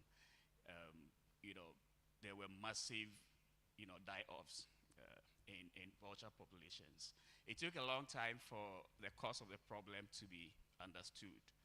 But by the time it was understood, there were serious problems with the vultures. So the numbers declined to very, very, very low points.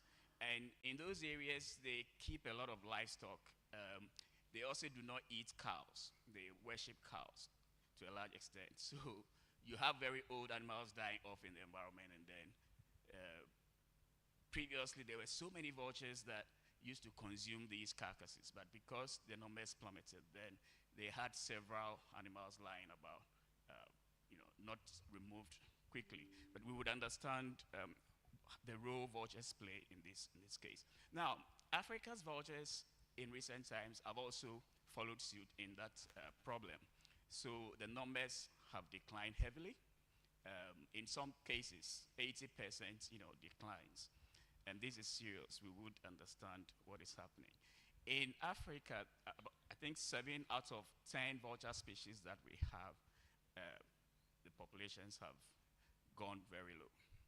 So we found that West Africa is probably within Africa. West Africa is the area that has suffered most in terms of their population declines. Now, there are 4 species that currently are assessed to be critically endangered. And these are the hooded vulture, the white-backed, white-headed, and the Egyptian vulture.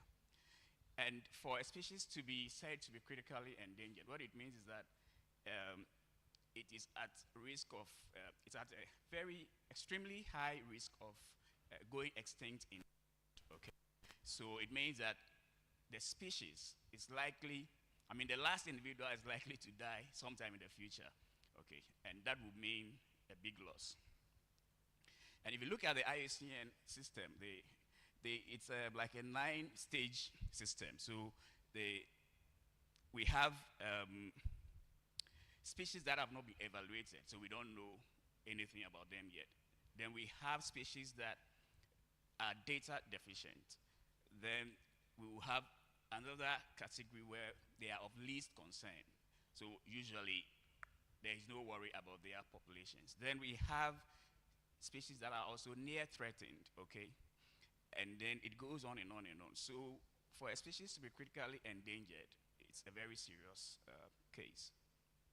Now, in Ghana, we have a number of species of vultures. Now, there are 4 of them that are resident.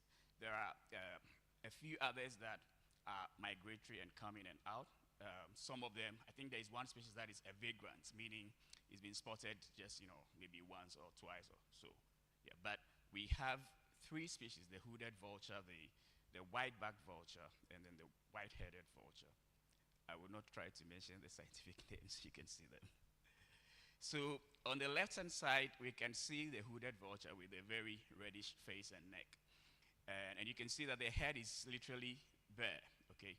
On the right-hand side, we have the white-backed vulture. It's relatively bigger than the others. But I can say that the species of vulture that people may be familiar with in towns and so on is the hooded vulture. And these days, it's very rare to spot them. Quite often, you may see a pair or so high up in the skies, but because we don't look up, we don't notice them. It takes experts like some of our colleagues here to often see them. Yes. Then this is the white-headed vulture on the left-hand side, and the palm-knot vulture on the right-hand side. You notice that the white-headed vulture, which is on the left side here, and then the other 2 shown previously, they have bare heads and necks. There is a reason for that. This is the palm-knot vulture. It has a relatively different, lifestyle in terms of feeding, and that is why it has feathers right on the neck up to the head. The others feed on rotting carcasses, but this palm-knot vulture eats fruits and other small animals like invertebrates, frogs, and so on. This is a photo taken from Morley National Park a while back. These are whitebacks. So why do vultures matter in the first place?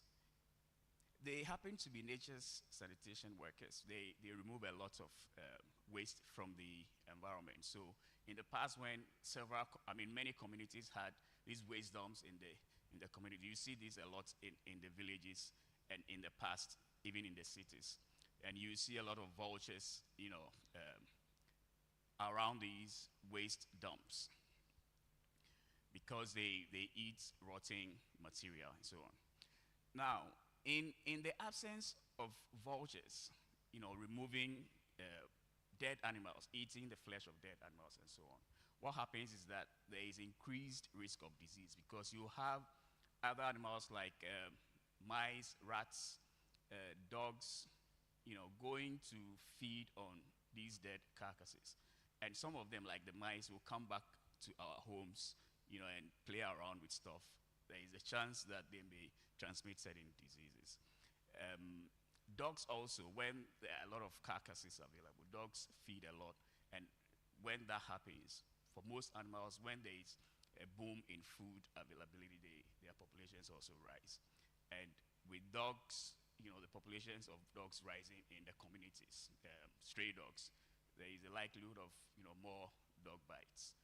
And it goes on and on. It will have cascading effects. The incidence of rabies and other diseases may go up. Vultures also, if they do not remove some of these carcasses, the communities themselves will have to do that. It may become necessary to pay for that and so on. So it will come at a cost. So vultures are very important. They play a very significant role in the communities. One time I was doing some interviews somewhere around Morley National Park, and some people, they happen to understand some of these things. A small girl told me that in the absence of the vultures, when animals like cows die and so on, I used to think that the people, that they don't throw away dead animals, but apparently in some communities they do, saying that if they left the cows in the fields, they rot and then they may spread disease and so on. So apparently some people understand the importance of these species. So these are just pictures to show, they are not very clear with the light on, but just pictures to show what will happen in our communities if some of these animals, I mean like vultures, do not help in removing some of these waste from our environments. You have flies and so on going to feed at these places. They may come back home, they spread pathogens.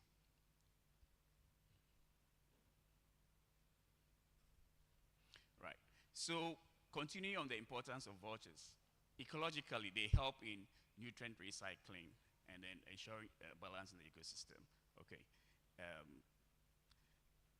And they can sometimes also act as environmental indicators. In Eastern Africa and Southern Africa, where there's a lot of poaching of certain wildlife species, sometimes when an animal is killed, you know, the vultures are very smart at detecting dead animals. And they will start circling around when they see an animal lying down. So if an elephant, for example, has been killed for the tusk, okay, the flesh will be there. The vultures will quickly find it, and then they start circling, planning to go down, descend, and start eating. And that alone sometimes informs law enforcement. They can identify that there might be some poaching activity somewhere. Okay, so then it actually gives away the presence of the poachers. And sometimes that alone, the poachers are not happy about it. Okay, but I'm saying that they can be environmental indicators, so they can give intelligence somehow, inadvertently, to law enforcement. Okay, but beyond all these things I've said about vultures, they form part of the biodiversity. Okay, and they have a right to existence. So just by virtue of being, you know, animals, I think they have a right to exist. And if there are any problems causing their decline, it will be useful to probably deal with it and arrest the problem. And what are some of the characteristics of vultures? They are actually built to scavenge, okay? They are scavengers, they are made for that. And you can see that most of them are bald-headed, as I said earlier. They don't have feathers on their necks. And this is because they dip their heads into the flesh of these carcasses while they eat the flesh. And if they had feathers on their necks, you know, the whole neck is going to be bloodied, you know, and it's going to carry a lot of material, and there's a likelihood of infection, okay? Yeah, they may carry bacteria and so on. So naturally, probably out of evolution, they don't have feathers on the neck. So it easily dries up, and that helps them in a way. But another unique characteristic of vultures is that they have very strong stomach juices, strong acids in the stomach, because they eat dead animals' flesh, which usually would carry pathogens. They have these strong acids that are able to kill some of the very deadly bacteria we have. And also they eat bones, and they swallow them whole. So they have very strong acids in their stomachs for digesting bones and so on. In fact, to the extent that the acids are very strong, to the extent that they can even dissolve metals. Okay, yeah, so vultures are actually well built for their lifestyle. And what are the consequences of vulture population declines in our system? As I've explained earlier, in their absence, there is going to be a rise in certain diseases, okay? One of the most common ones will be rabies, okay? Because dogs will now have more access to dead animals in the communities and so on. And that will lead to increased deaths.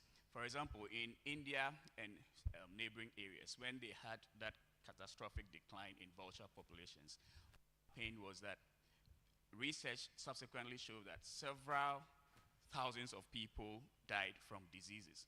It's estimated that about 100,000 people were dying prematurely every year, okay, as a result of the vulture die-offs that in Asia, because there were, you know, increased incidences of rabies and so on.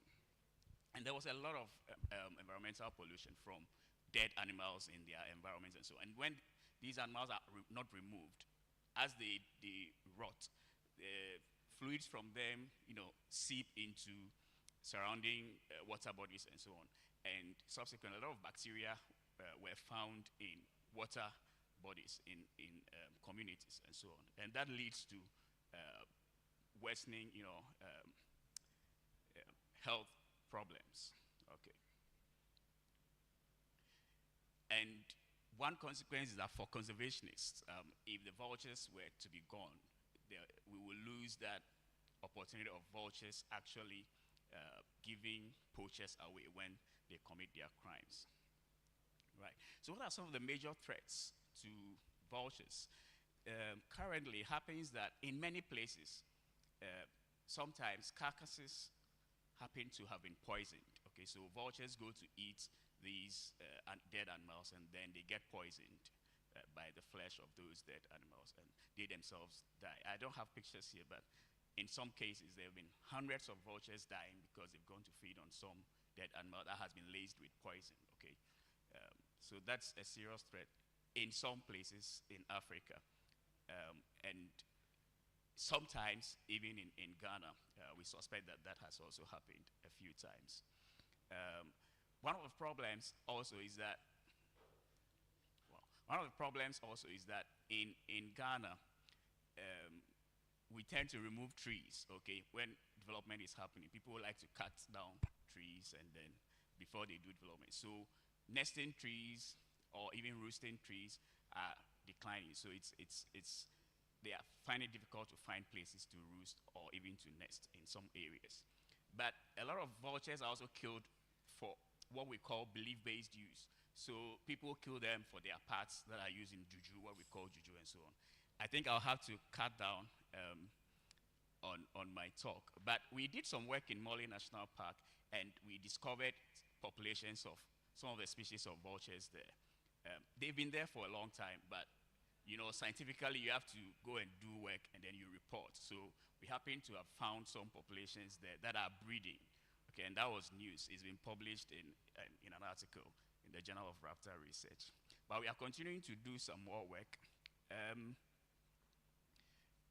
The summary of it is that vultures are in deep trouble. Their populations are declining, and we need to act. Okay, so that is what this talk is about. I will not be able to finish all I wanted to say, but we have taken certain steps. We are doing some work on that. We've started doing some community awareness creation and education in some of the surrounding communities of the park. We've also, in collaboration with the people at Morley National Park, we've done we've tagged some birds, and that will help us to know as they move about. They have these satellite tags on them, and we can track their movements, and we know where they go outside of the park, and we can go on the ground to see what happens in those areas. Are they under any threats, and so on, and that will inform conservation action in the future, and so on. But we've also found out that there are poachers in the park, even though it's a protected area. There are poachers in the park, and if they find these locations where the vultures roost in common, there is a high tendency that people will start poaching from there, because we've also picked up intelligence that indicates that there's a lot of vulture trade from Ghana to Burkina Faso and other neighboring countries. My people are at my neck to stop. So yes, please, let's save our vultures. Thank you.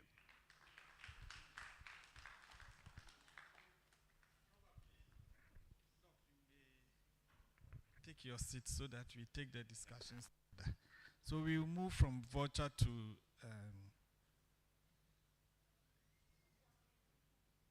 leopards. Leopards. So the zoo manager is coming to present to us about conservation of leopards. Just give it to them.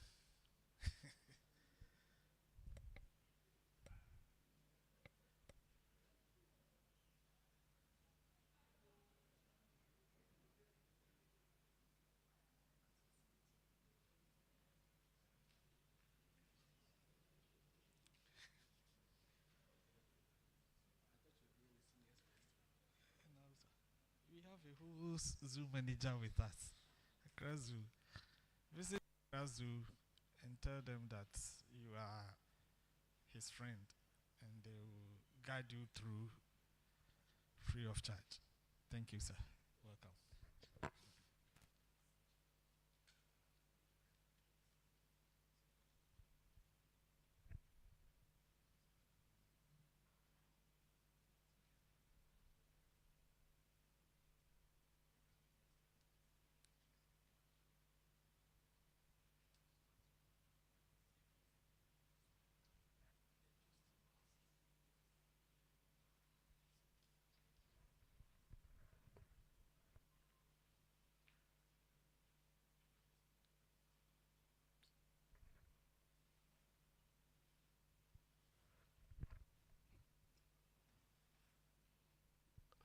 Okay, thank you all. And let me say good afternoon to all of us. In fact, as Prof was saying, I was thinking we were going to go from seniority, so I thought I was going to be the last person since I had my senior colleagues here. But today we'll be looking at the assessment of the distribution and habitat preference of leopards in Mole National Park. I don't know whether there's anybody here who has seen a live leopard before. Is there anyone here? Yes. And how many of us believe that there are leopards in Ghana? So you could see that there are a lot of doubts when you tell people that we have leopards, we have jackals, we have caracals, we have lions in Ghana. And therefore we had to take the pain to understand the distribution and habitat preference of these species in Mole National Park. Now, the leopard species in West Africa as a whole, the data on them has been very scanty, because a number of us are finding it difficult going into that particular field to be able to research and then see how these species are doing. But as Ghanaians and as Africans, most of these species, their body parts are parts that we need or we use for our local traditional medicines. So when you go into the black market where you want body parts of wild animals for rituals, you are going to get them. Now, how do yourself and myself begin to protect these species so that its ecological importance or services that we get from these species, we are able to get to them? It is only when we know where they are, why they are there, then we will be able to protect them, because we send species or we send guys into the field to go and protect our individual wildlife species that we have in there. So to be able to do that, we realize that there's little knowledge as Ghanaians or even as ecologists about these species that they are, even whether we have them in Ghana, where they occur, why they occur at the places that they occur. And therefore we thought it wise to get into the field and see which place in the Mole National Park, since it has been established that we have leopards in Mole National Park, then where? Because the park is huge, 4,575 square kilometers, bigger than the whole of Greater Accra as a region with some coins. So if we have a huge land area like this, and we have these species there, where do they occur? Do they occur within borders, that borders between communities and the park, that is fringing communities? So we are able to forestall any issue of wildlife-human conflicts, because if we have leopards, by all means, they might get into the communities and take people's livestock. So we just wanted to see where they are, and whether issues of poaching or bushfire or logging is impacting their existence within the Mole National Park. Now, to be able to do this, we deployed camera traps into the field, because these species are shy species, they are nocturnal species, and you hardly find them. So we deployed camera traps. I deployed 30 individual camera traps, and let me say that I was lucky to have the Pantera team of South Africa also almost around the same period come around, who also deployed additional 50 camera traps in the field. So in all, I could say that we deployed almost about 80 different camera traps in the field to be able to see if we are going to collect data for these species that are there. Aside the use of camera traps, we also went onto the ground to be able to pick physical activities, because as we know as scientists, it is not only when we see the species that we say that the species is there. We could also pick the activities of the species, so the footprints, the poos of the species, the scats of the leopards, to be able to say that, okay, we have been able to identify these in the field, and therefore we tell that the leopards do occur or exist in the Mole National Park. Now, aside their presence, we also looked at other ecological and physical attributes that might impact their presence at a particular environment or not. So we looked at issues like the presence of certain herbivorous activities, whether the quantity or the population of, say, crops at a particular area or the ungulates at a particular area is impacting their presence, or whether the bushfire that we use to be able to do managerial activities is also impacting them, whether logging, whether poaching is impacting them, and then how these influence the existence in a particular ecosystem. Now, after this, we had to go through a number of analytical activities to be able to do this. So we used the Crystal Wallace H-test to be able to determine the overall abundance of these species, which is a leopard feeding structure, their richness, their diversity in the 6 different ecological vegetations that occurs in Mole National Park.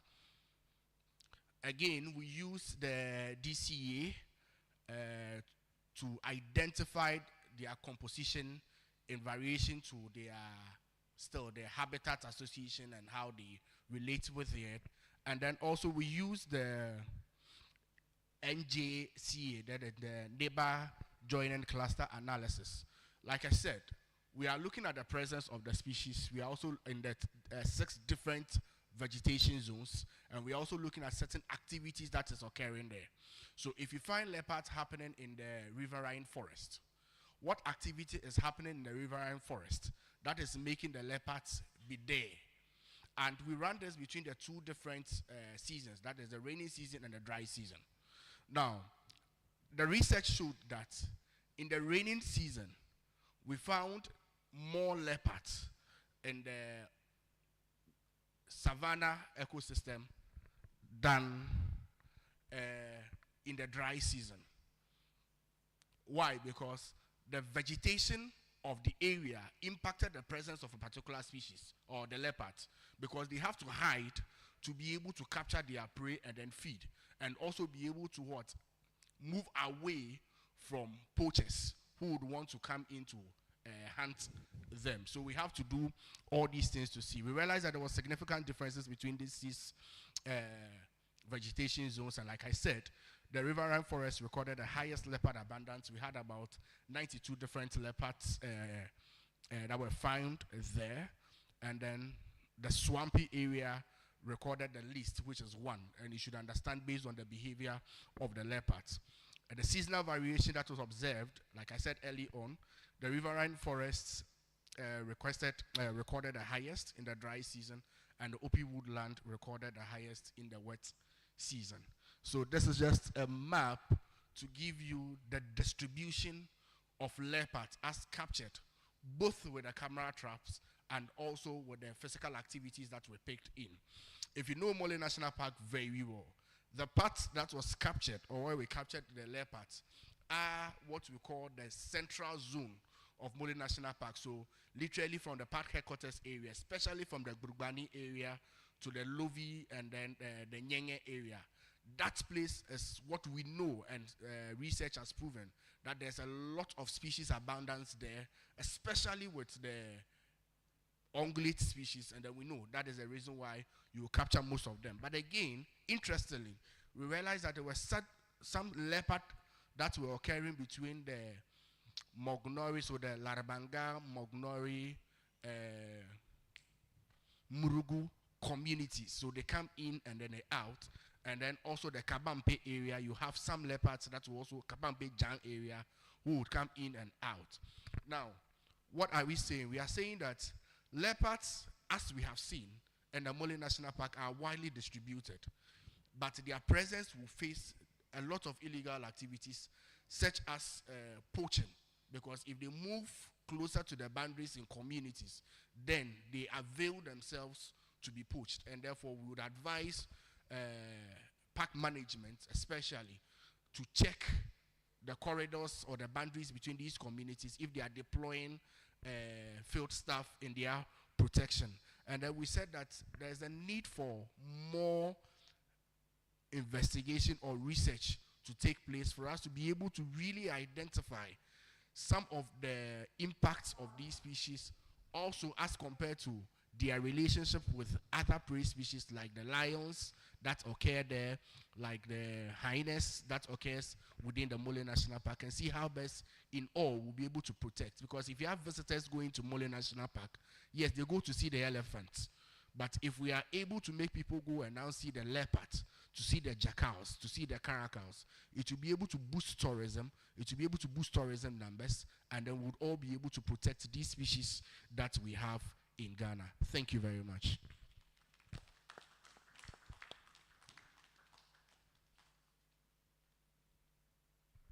Thank you. So, Mr. Ada, please take your seat.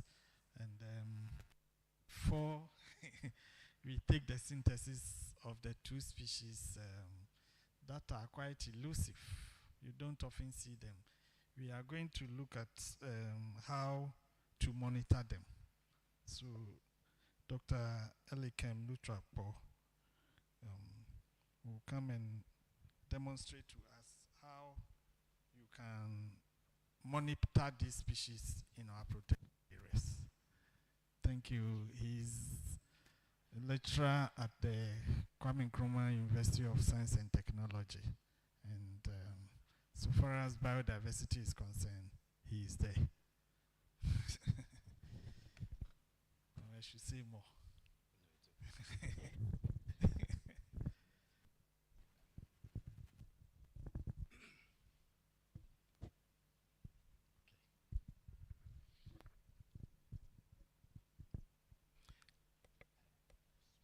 Yeah, thank you very much.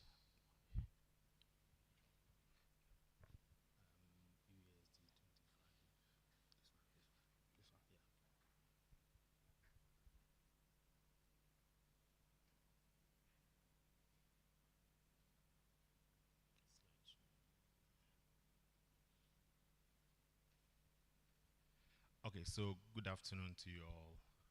I'm Elikem Nuchako, as the Pro Vice Chancellor already said. And this afternoon, I'm just here to maybe bother your mind a bit about mammals. We move from birds that are scavengers to another scavenger, which is the leopards, and to mammals in general. But here I'm looking at three main flagship species. And I'm sure most of you here might have belonged to a particular clan, right? A Tobe and Aubo. Most of us here, we don't necessarily know what that means to us. But in our quest to promote the conservation of this species, at least we have some affiliation. So, and the definition of such affiliations need to be done. That is just on one side. But I'm here to present to you something that we did at the Bomfobre Wildlife Sanctuary, which is one of the protected areas we have in the Ashanti region. If I may ask you here, how many of the protected areas have you heard of before? Apart from maybe Kakumo Mole National Park that you've heard earlier on. Have you heard of the Bomfobre before? Do you know the story behind the reservation of Bomfobre Wildlife as a sanctuary? But I'm sure most of us might be accounts from Kumasi and its environs. That used to be a hunting ground for the great Otumfo, and as a result, they tried to reserve the place because of the need to protect the animal species there. So this area is around the Kumewu area. So this is just a brief outline of the presentation. And to start with, why do we even have to monitor something? Is there a need to monitor? I'm asking. There's a need to monitor. So how do we do it? So monitoring has become a cornerstone for conservation biologists because we as scientists here, this allows us to assess the activities that we engage in such protected areas. And as a result, it also enables us to have alternative or understand the consequences of whatever actions that we are taking. earlier on, the earlier presenter made mention of the fact that the activities such as the use of fire as a management tool, how is it affecting the leopard populations? If you allow people to come in, those activities, how is it going to affect the population of the various animals? So we need to monitor these species. This particular work is motivated or inspired by some publications that one of them is the effect of environmental factors on the distribution of flagship species in this area. This was based on daily patrols that are executed by these rangers in the protected area. And from a previous work that we did, looking at the estimated against the actual of when they go for patrols, the data they collect, as against what is actually needed to achieve a maximum protection, there is a variation, and we are attempting now to look at how can we improve on this. But of course, they are unable to do extensive monitoring or patrols because of budgetary constraints in most of our protected areas. So we, as I already indicated, there is therefore some level of limited data on the species presence and confirmation of this species. So what did we do? The aim basically is to provide the current data on the relative abundance and occupancy of the mammal species in the particular area.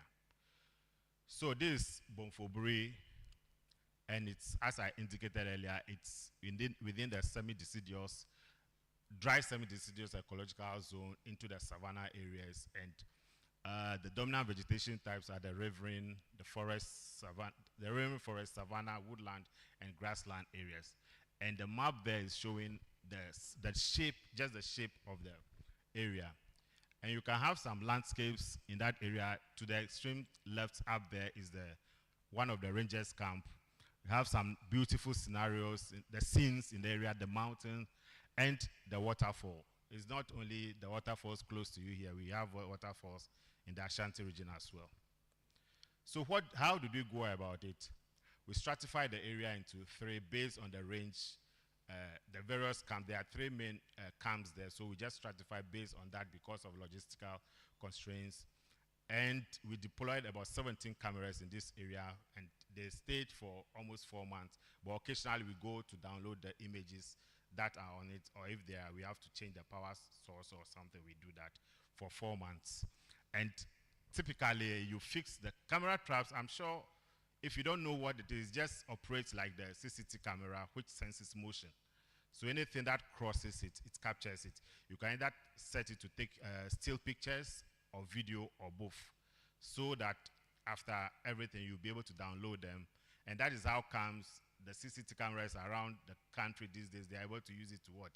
Arrest maybe wrongdoers and all those things. So it's also something that we can also use in our field. So as it senses motion, it captures whatever comes in front of it. So after deploying these camera traps, and I don't want to bother you so much, we use the random encounter model to determine the species abundance in the area. And also we try to determine the occupancy of the species in there. Occupancy is just what percentage of the area is occupied by a particular organism, or does the organism use in its daily activities. And for the occupancy estimation, it just uses the presence-absence data. So at the end of the day, you prepare the presence-absence metrics, detection metrics, which is zeros for you doing the survey there but not recording anything, 1 for doing a survey and recording something, and dash for not doing the work at that particular time there at all. So this matrix is input into the software called Presence to give you the detection, the probability of detecting a particular animal at a particular place, and the extent to which it uses the area. So basically, for the result, at the end of the work, we had about 9 species of mammals, 3 species of birds, bird species there, there are a lot of bird species there, but birds were not a target for the survey. So, I mean, you should not, we were not expecting to have a lot of them, only some inquisitive ones that you can find there. And just the picture, so the picture at the extreme left top there is the Red River hog, which most of you call the Kokoti. And you also have to the right is the Honorable Olive Baboon. And below it is a core Nabusiano, and I turn a from Mono. And you also have the cattle egrets going with them. So these were some of the field pictures. And you also have, from the field work, we combined both, whilst on our transect to fix the camera traps, we're also taking record of whatever thing that we encounter, vis-a-vis the camera captures. So you realize that the three most abundant, or those that we captured on the camera traps, were the baboon, the buffalo, and red river hog.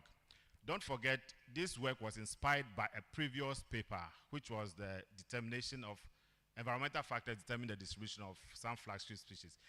And they use these three species plus the crocodiles. But it's always a bit challenging using camera traps to do reptile work because they are cold-blooded. Further, we want to look at the relative abundance, and you realize that a savanna buffalo, for example, happens to, in the captures, we had about 62 captures specifically for only buffaloes, and only baboon 23, and red river hog 33. This does not necessarily mean that this is the number of these individuals in the particular park. It's just by a chance that they passed in front of the camera and the camera captured them. Is that okay? And again, so for this, you can't use this as a population of the, so we try to use an index as a reference point. So we use the random encounter model. So at the end of the day, we estimated that for buffaloes, the savanna buffaloes, there is a potential of capturing 2.95 up to approximately 3 captures per week, because we divided the whole, it's an index, so if it go to the day or per hour, it may be highly insignificant, so we just put it at per week so that it gives us a relatively. And below it, you can see a head of buffaloes down there. So the place is quite, this alone, and no buffaloes move as what? Heads in large groups. Unlike the monkeys also do, but depending on the density or the population of the species involved. Same applies to the red river hog. And for the occupancy, it was estimated that the buffaloes, savanna buffaloes, occupy as much as 47% of the area with a detection probability of 4%. So whenever you are on the field looking for this species, it's only very minimal that you encounter the detection, your ability to detect them is very, very minimal, and it goes for most of the species, even though they are relatively occupying. And saying that 46%, it means that occupancy is between 0 and 1. And 0 here means, yeah, it is not there, not necessarily there, but 1 means, yeah, you are sure that, yes, the species is here. So the range between 0 to 5, 0 to 0.5, it's relatively good, and that of the red river hog. But you realize that for the baboons, the estimate or the occupancy is very, very limited. Excuse me. Then you go to what are the factors that are influencing the presence of this, the occupancy and detection of this species. For the olive baboon, we realize that fruit trees and access routes, as well as water bodies and fruit trees, they influence the detection probability of these baboons, whereas the red river hog was influenced by tree density, canopy cover, and elevation. they influence the detection, the occupancy of this species. In conclusion, habitat type, tree density, and canopy influence the Red River hawk. Why? Because of their feeding, basically their ecology, where they live and what they do. And for the baboons, these were influenced by the fruit trees. For example, you can see the dawadawa. You know dawadawa, right? Bonde. So you can see the Pachyia biglobosa. They feed on it a lot, and whilst it influences their detection and occupancy in the area. So these are some of the few references, and thank you very much for your attention.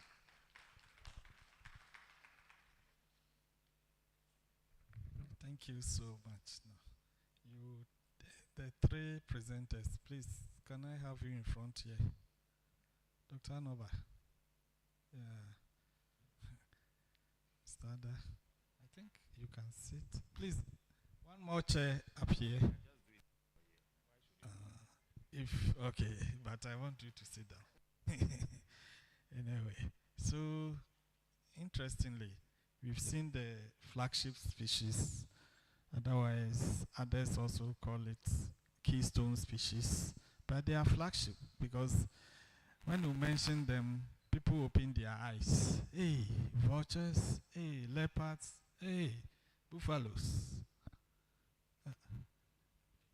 Please, Secretariat, one more chair for the gentleman. Yes. And now, members, the floor is open for the sessions on the conservation of these flagship species. Dr. Kumsin, I'm sure by now you've been convinced that even though economics is okay, but conservation of biodiversity is superb. Good. You like birds? Yeah. Any question? Yes.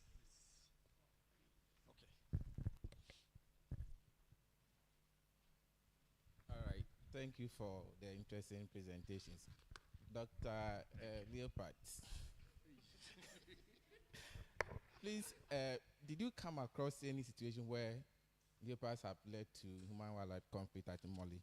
We know of elephants causing kind of human-wildlife issues, but when it comes to leopard, I'm sure if people see them around, they might be afraid enough to scare them or shoot at them or something else. Did you come across any of those situations?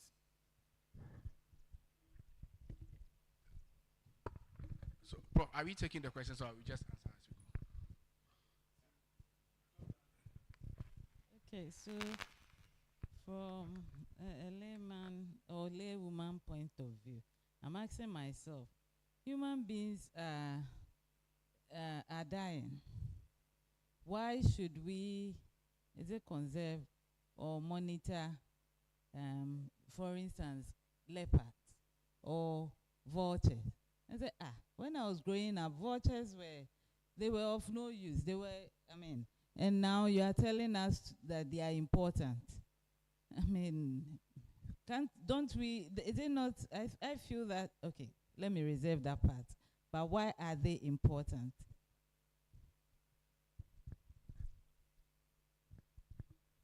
Please, I have just two questions. The first one is on the camera traps.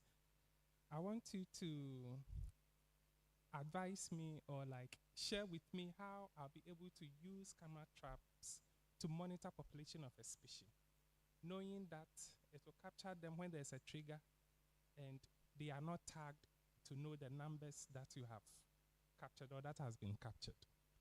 Number two is on the vultures. Could it be that good sanitation is also playing a role in the extinction of vultures? Because you can see some population around the Flagstaff House, Parliament House, and these are urban areas that are neat and they are not likely to get something to feed on. So I want to know if good sanitation is also affecting their numbers.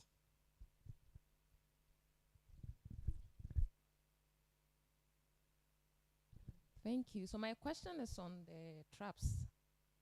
I want to ask how precise the numbers collated. I'm assuming, what if an animal passes in front of the camera, goes round and come back and pass? So you count this number 2, number 3 by the same animal. So how precise are your numbers? Thank you.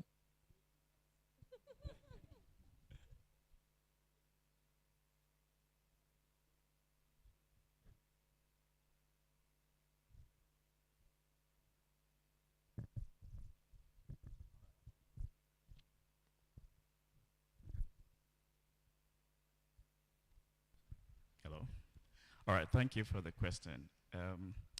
Concerning why vultures are important, well, I tried to make the point too quickly, but I did say that at least if for nothing at all, they form part of the ecosystem. They have a right to exist. So yes, and we need to protect all the diversity that we have in our ecosystem.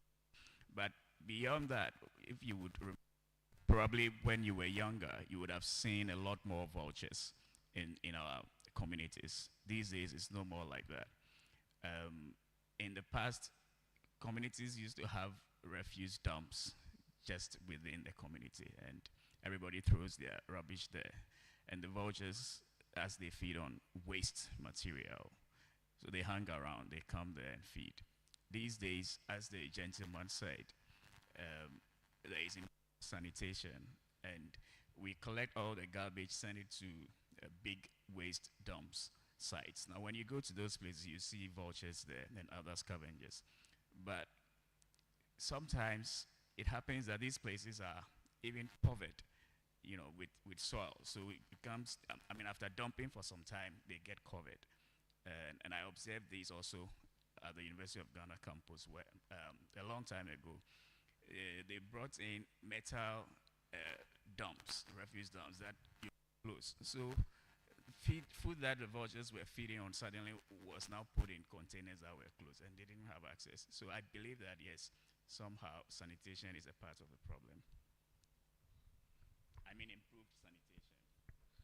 Okay, thank you very much. I think just because of the conservation aspect of it, before I come to my leopard specific, and just to throw more light to what my senior has just said, for me, I believe it is not necessarily issue of sanitation, especially with vultures, but it has to do with habitat loss. Because if it is an issue of sanitation, then I would say that we wouldn't be seeing the crows now performing the duties, quote unquote, of the vultures. We don't see vultures again, but we see crows, true or false. So since we see them, it does not necessarily mean it is sanitation. But for me, to be an issue of their habitat loss. Which habitat is preferred by vultures? What do we see now? It's been lost. So for me, I'll pull on that angle. And also why the need to conserve biodiversity. And I'll pull it in the bit of my leopards. For me, one of the reasons why we need to protect or conserve our biodiversity is because of our culture.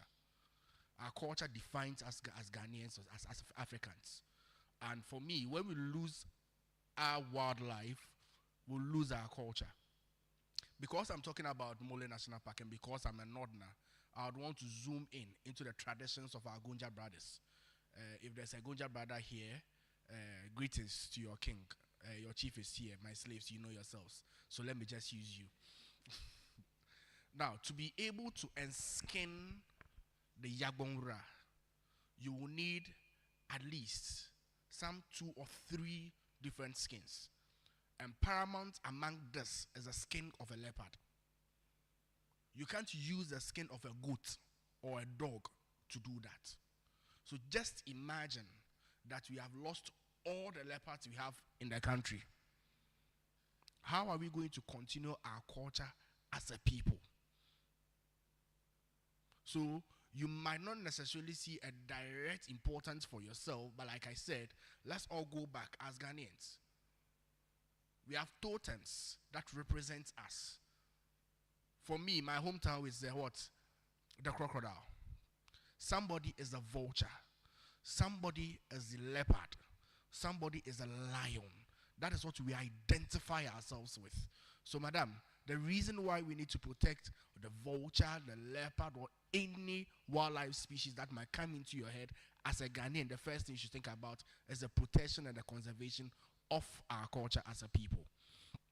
Now, on the issue of the human-wildlife conflict, specifically with leopard, yes, we came across some of them, specifically with Kabampi. But let me say that it is not high spread. It's just selected, just one or two issues. There was an incident in Kabampi and also an incident in Mognori, where the leopards will go into the community to pick one or two livestock to eat. But when you even ask the residents in the various communities, for them it is not much of an issue like that of the elephants. But yes, we had one or two selected issues that comes in. And okay, my senior spoke about camera traps, so I'll leave him to talk about camera traps that will come in. All right. I think before I come to the specific on camera trap, you all agree with me that some years back, I think during the first, during the era of our former president, J. Kufuor, we had to spend a lot of money to do hand pollination of cocoa. Do you remember that? Do you know the amount of money that would have been saved if our insect population were in existence? Madam? You don't pay for it, right? Do you know the amount of money you would have spent curing malaria if frogs were not in the environment to eat the mosquito larvae? Again, there was this story that just as you were assuming that a lot of, in a particular community, they were killing snakes because they assumed that snakes were attacking them. But they also have a critical role they play in the ecosystem. So whilst they kill all the snakes, the population of rats, ekra, increased. And their yields, their productivity went down. What do you think is the cause? They went further to kill the rats, and now at a point, productivity was increasing, but it got to a point, there's so much surface runoff, there's so much, the soil became so degraded that there was nothing in it because the rats burrow into the soil and create aeration and increase the porosity of the soil to give our food crops rooting abilities. If I may ask, if you are an Akan, you might have belonged to Bretu, which are the leopard, Asetri, which is a vulture or something. There is that affinity, or a corner, the buffaloes. You are a corner. So why shouldn't we preserve your flagship species? Do you understand?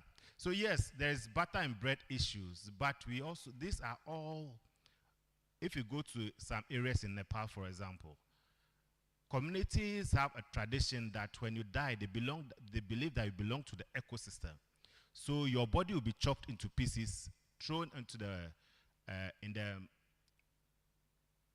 on the mountains for the vultures to come and feed on, because you belong to the system, so you go back into the ecosystem. Do you understand? So it is not by virtue of just, I mean, yes, bread and butter issues are there, but what can we also do to balance the system? All this issue of climate change and the rest has a link to, and that is why the SDGs, they have a point, they thought about conserving and even increasing the current size of the protected areas that we have.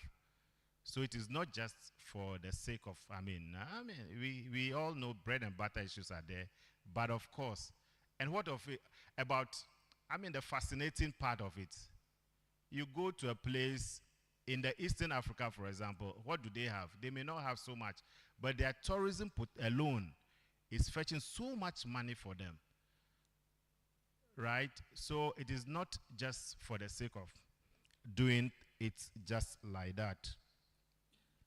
And to the camera trap issue, there is a growing concern about how to specifically identify the individuals. So for the monochrome animals, so the animals without patches, it's always difficult to determine the individuals. But for those that have patches or some designs on them, there are ways of determining the number of individuals that you encounter during, and these days with machine learning and artificial intelligence, they are growing, there are softwares, applications that are being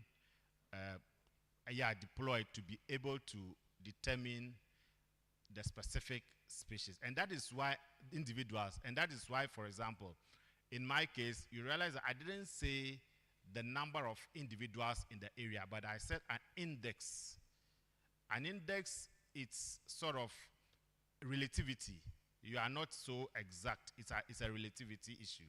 So until we get to that point where we are able to deploy AI, and it's, I mean, you are not far from right, because even just, I think, somewhere in May or so, there's a workshop, there's a camera trap system that we are trying to build so that we can have some kind of standardized ways, and so that we can complement effort of each other, so that we can also at least attempt to reduce the level of, I mean, increase the level of precision during camera trapping. And to my brother, you also asked, how do we advise? Camera trapping, it's for different purposes. And for you to deploy it for a particular species, it means that you might study the species behavior, the species ecology, and all those things. For example, if you are going to set camera traps in an area and your target species is elephant, and you go and set it at maybe in the forest region at a very low level, you end up having only the legs of the animals, which will be difficult for you to even determine if they are, I mean, because there may be 4 legs in a full picture. So I think you have to know the species ecology and all those things before you can use the camera trap for a particular species. Unless you are doing it for multi-species, then you have to adjust. Because even recently, someone was saying that for for some species that are climbing, others are saying that we should even climb trees to fix camera traps in the trees for the arboreal species.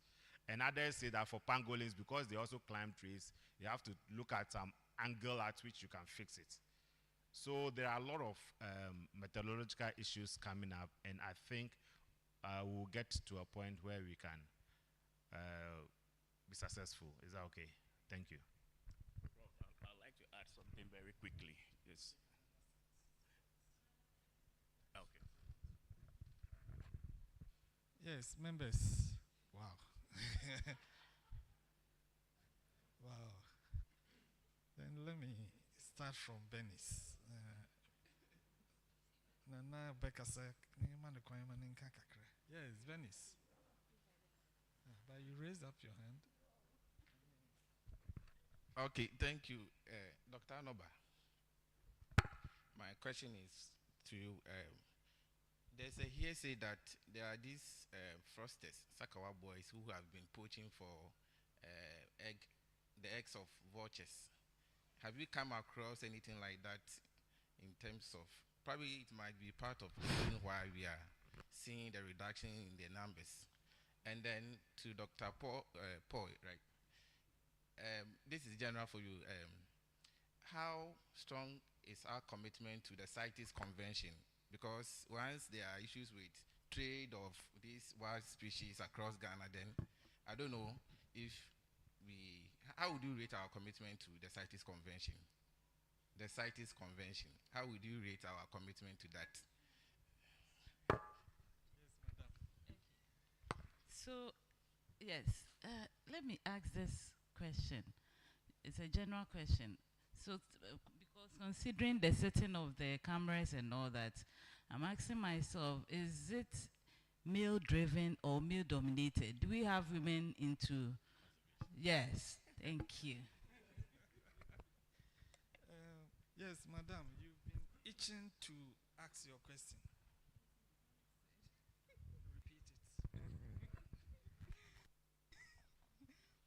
Okay, please. Should I say my slave in the middle? Please, you. Please, you spoke about if we want to the biodiversity, we should consider our tradition. So, the village, I've forgotten the name. We once went there and we had an interaction with them, and they were like, the lions come to the community to attack them sometimes. So, because you are saying we should consider our culture, should we prioritize conserving the biodiversity than our lives? Thank you. Thank you. Mr. Your master, your master. So we will take a reaction for this round and then we step you down.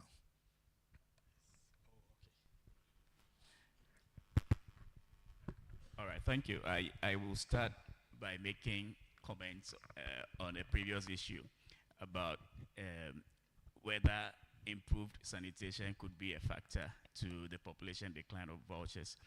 I still hold that view. I think it's a factor. So the problem for vultures is a multiplicity of issues. There are many problems. I'll link that to the question about whether Sakawa people use vulture eggs. So the various parts of the vulture are used for various rituals, not only in Ghana, across Africa. And the eggs are very important. I was reading something recently. Apparently, a lot of Nigerian politicians use vulture parts for various things. They want to win elections, they want to win favor. So vultures are used, various parts of the animal are used for many of these things. Now, specifically about sanitation. Yes, so it's true. The habitat loss is a major factor.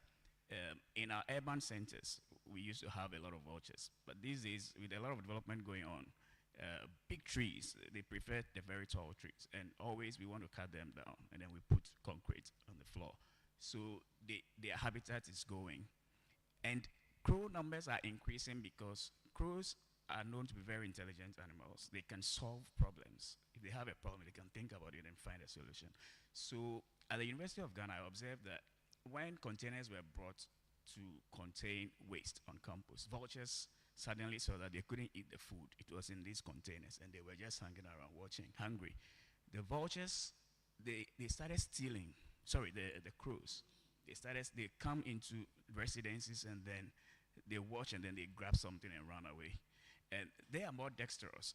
I also found them trying to open these garbage, the bins, because they know there is food in it. They are trying to open. So they are more flexible. They can adapt their behaviors to find more food. Vultures, no way.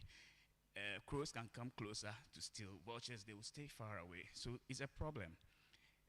Concerning, I've talked about the Sakawa thing already, so I'll hand it over to my colleagues. But let me add quickly that when it comes to camera trapping, there are various settings that you can make. So you can set your camera to take a shot at certain intervals. So that antelope can come and dance around for 1 minute and it will not be captured. All right, thank you. I think some years back, You might have heard that vulture populations were going down because they were using them for fried rice. Check, check. Oh, yes. Yes. It happened, right? Even in the chobbers, right? But have you heard that for crows? So we human beings are part of it, not necessarily because there is high level of sanitation, but the consumption, it's also part of it. So I think we have to think about it again.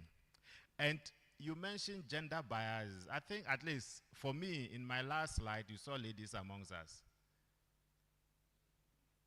Yes? No, there were 2 ladies. At least it's a starting point. In fact, hold on, the conservation arena is a very rugged system. Carrying this, at first, camera traps used to be very heavy, and each of them was containing like 8 batteries and the rest. So you're carrying these things and you are walking over 5 kilometers to get to your position in Mole National Park, in Kakum, in climbing hills and falling down here and there.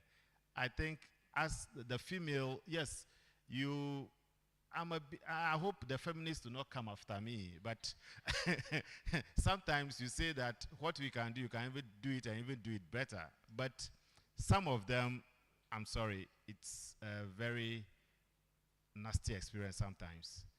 So it's not that they are not there. Of course, they can be included in other parts. Maybe they are very critical at looking at things and determining some things. So once the data is collected from the field, they can also do the office sorting and all those things. So it's not that, I mean, just 2 of us presenting on camera traps. That is not. The last time we met, at least there were some 3 or 4 ladies who are also engaged in the camera traps. And so don't worry, there is hope. And also advise the young ones to, you know, conservation work does not pay immediately. It takes a lot of effort. It takes a lot of time. And it takes a lot of, how do I put it? Not patience, but, you know, as you are saying that as a layman, why should you do this? Those kind of negative or perception about what you are doing is not important and those things. It has to take the strong-spirited person to overcome that level, that stigmatization. It has to take the strong-spirited person to overcome it first before you get to the next level. And in Ghana here, for example, when I visited East Africa, you can ask someone, a young girl or something, what do you want to be in future? I want to be a ranger. Yes, because they've seen the importance, they've seen, I mean, it's like prestige to be, but for here, even a male person is, wildlife them the head, conservation them the head. No, so I think it's also about the mindset. We have to begin to do some conscious, put in some conscious effort to change the paradigm. Thank you. Yes, so on the question of CITES, I can say emphatically that efforts to use CITES to the latter is on a high ascendancy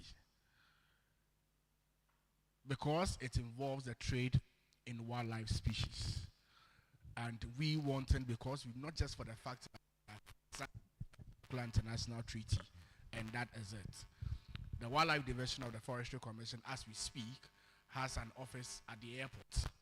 So every wildlife species that moves either in or out of the country goes through us, and you must, as a matter of necessity, come in for your license. We do our inspections and all that.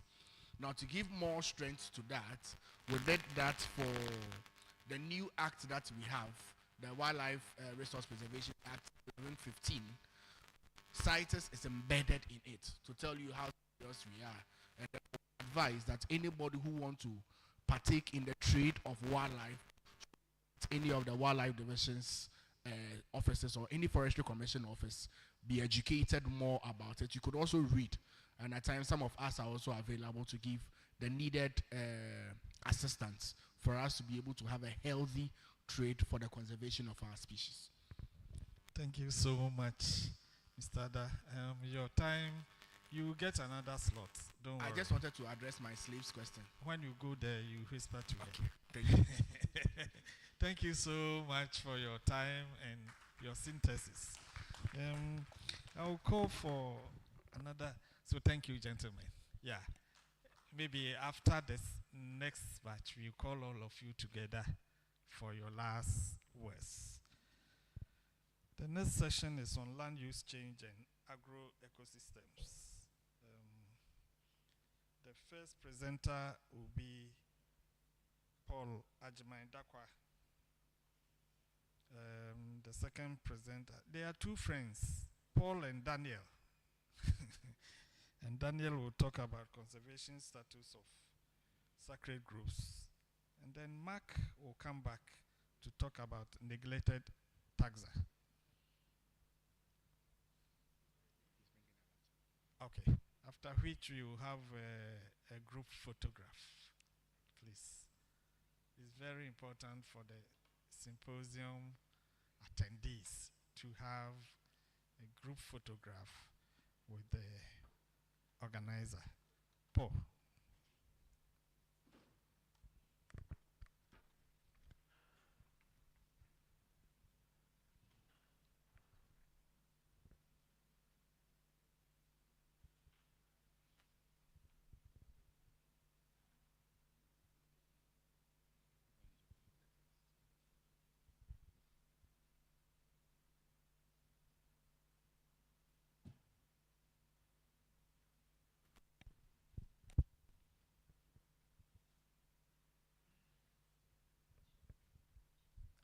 I'm Paul, and I'm presenting on assessing the impacts of the change of cocoa farming system from conventional to organic on biodiversity of farm.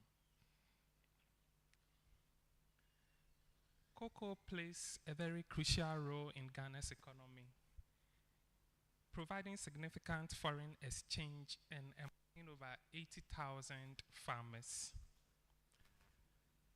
Conventional cocoa farming employs the use of chemicals, fertilizers, pesticide to ensure good yields from the cocoa within the short period.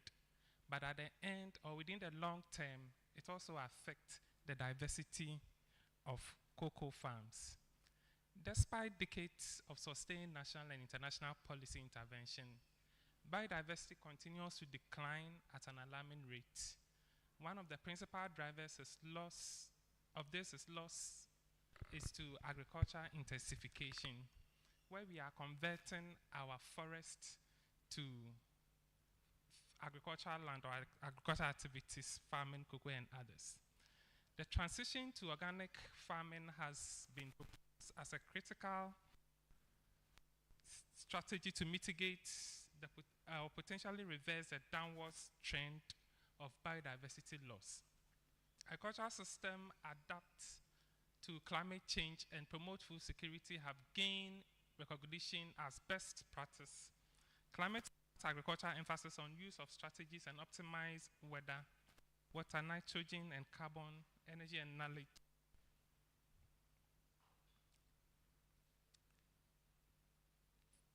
The hypothesis of this work is based on the expectation that organic farming method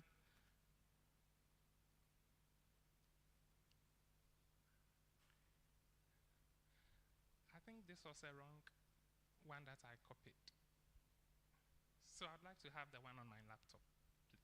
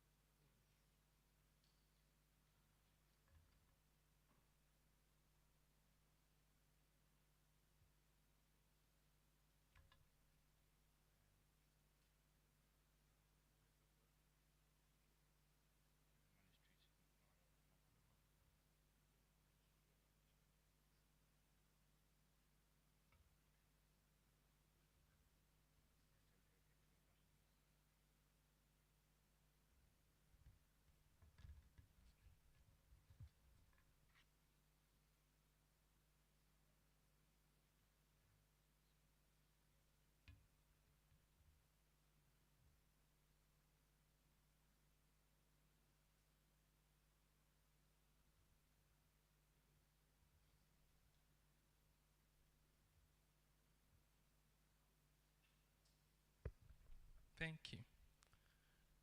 So the adoption of organic practice in the Tiwa and Ayensano Krima and the Ankasano poses an entry challenge and opportunity regarding its impacts on the surrounding environment.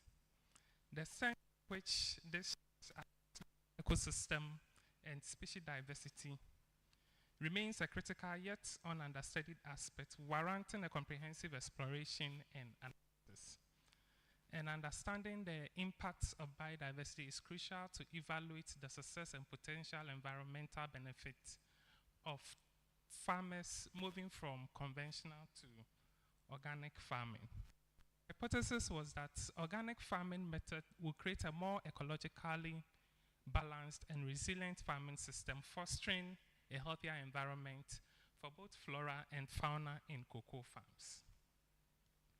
The objective was to measure and compare biodiversity levels, including plant species diversity, animal population, mammals and birds diversity on both organic and then conventional cocoa farm, and also investigate and compare soil health parameters such as soil nutrients and water holding capacity in both conventional and organic farms.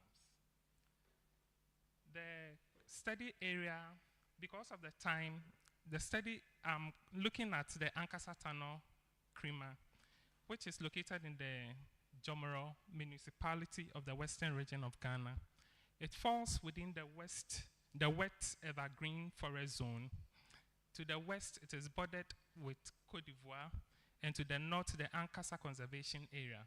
The temperature within the place is 26 degrees Celsius. The methods that were adapted, cocoa farms were selected from both landscape. 100 farms were selected for the studies, 50 organic and 50 conventional farms. The organic farms are being assisted by Yara Glover, and then the conventional farms were taken from the registry of the cocoa board within the district. In each of the selected farms, a 20 by 20 meter plot was randomly replicated in both farming systems. Farmers were interviewed to gather their perspective on their experience with the both conventional and then the organic farming. Biodiversity sampling. Point count method was used to record birds on the farms. The transit method involving 50 meters wide land across farms was also used to identify visible and then calls of bird. Surveys on birds were conducted twice weekly and then 2 times within a day, on each day. That is in the morning when birds are active, and in the evening when they are also active or feeding. Vegetation survey. Non-cocoa trees with diameter greater than 10 centimeters at DBH were also counted, recorded, and identified to species level. Shrubs, small trees, and herbs were also sampled. Trees were identified with support of local botanists, and they were cross-verified using resources such as the Photos Guide to of Ghana by Jechi. Samples of plants that were identified on the field were taken to the herbarium for identification at the University of Ghana. A zigzag method was used to collect soil from both organic and inorganic farms to be analyzed at the Department of Soil Science Laboratory at the University of Ghana. A 400-meter transit was also established within each farm, where researchers collected data on footprints, feeding, and bioacoustic. Camera trap stations were also established within the cocoa farms, and they were placed at least 500 apart and placed not more than 30 centimeters from the ground to capture terrestrial species movement. The camera type that was used was the Bushnell trophy, and they were left on the step for 14 days, and they were programmed to take 30 seconds video with 3 seconds intervals when triggered by movement within their detection range.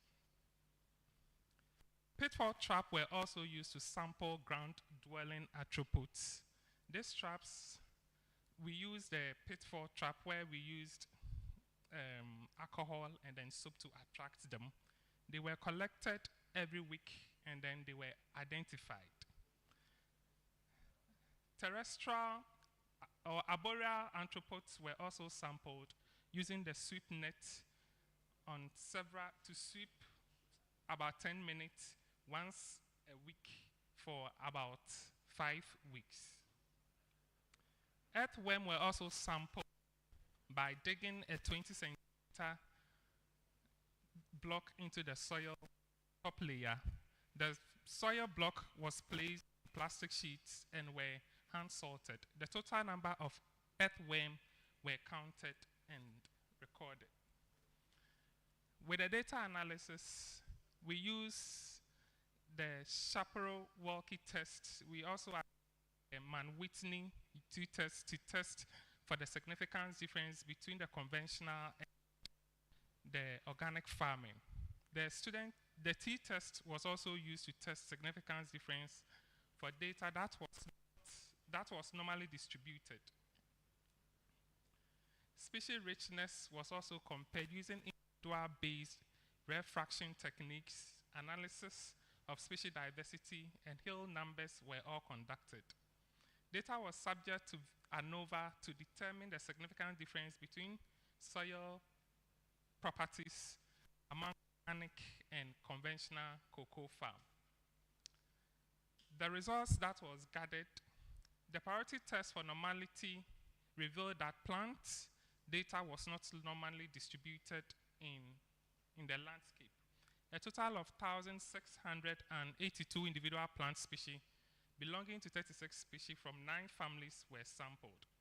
Species abundance was also not significantly different between the 2 cocoa farms, and comparing the individual rare fraction of species across the 2 farming systems revealed that conventional farming system had fewer individuals and organic farming system had a higher number of individuals. Species diversity did not also show any significant difference across the 2 farming systems. The test also revealed that birds data was not normally distributed. Species composition was significantly different between the 2 farming systems, and also comparing the individual rare fraction of species. Organic farming had a higher number of individuals and conventional farming system had a lower number of individuals. With insects and invertebrates abundance, richness, and diversity, the result shows that insect assemblage was not normally distributed. A total of 1,497 individuals belonging to 37 species were sampled. Species composition was not significantly different between the 2 farming systems. Earthworm count, 12 individual earthworm count was also recorded from conventional farm in the Ankasa landscape, and 84 were recorded from organic, indicating higher numbers in organic farms than conventional farm. With the soil analysis, it came out that there was no significant difference between the conventional and then the organic farming system. Organic farming system acts as a climate-smart option, providing livelihood outcomes, enhancing climate change mitigation, and maintaining populations. The study highlights the significant impact of farming system on biodiversity, particularly in terms of plant species richness, birds population, insect diversity, and small mammal assemblage. Organic farming system generally foster higher plant species diversity, which is beneficial to soil health, pest control, and overall ecosystem resilience. Despite conventional farming supporting high bird diversity, it had lower species diversity due to factors such as human presence and less favorable microhabitat species. We therefore recommended that providing support for organic certification, training programs for farmers, and financial incentive to transition from conventional to organic. We also recommended that enhancing habitat diversity through establishment of agroforestry system, hedge growers, buffer zones, will provide additional resources and habitat for wildlife within the agricultural landscape. Also, promoting integrated pest management, which involve the use of biological controls, will help whilst minimizing the negative impacts on non-targeted organisms. And finally, we recommend that we conduct a follow-up surveys to monitor the evolution in time. This project was funded by Norway. Thank you.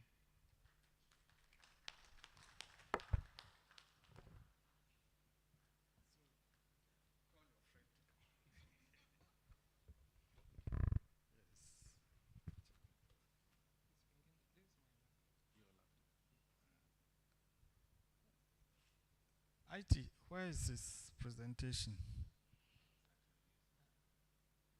Oh, you can bring your computer.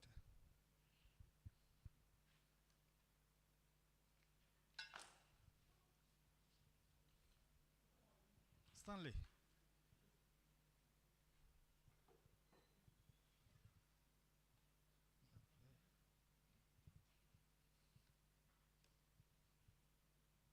Have you given it to them?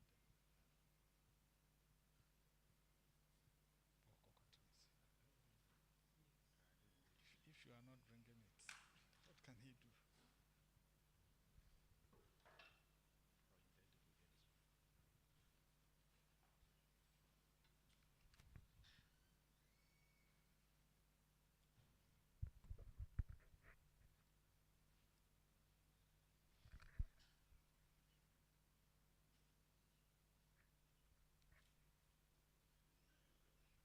Good afternoon again. I'm Daniel Eje, a faculty member here.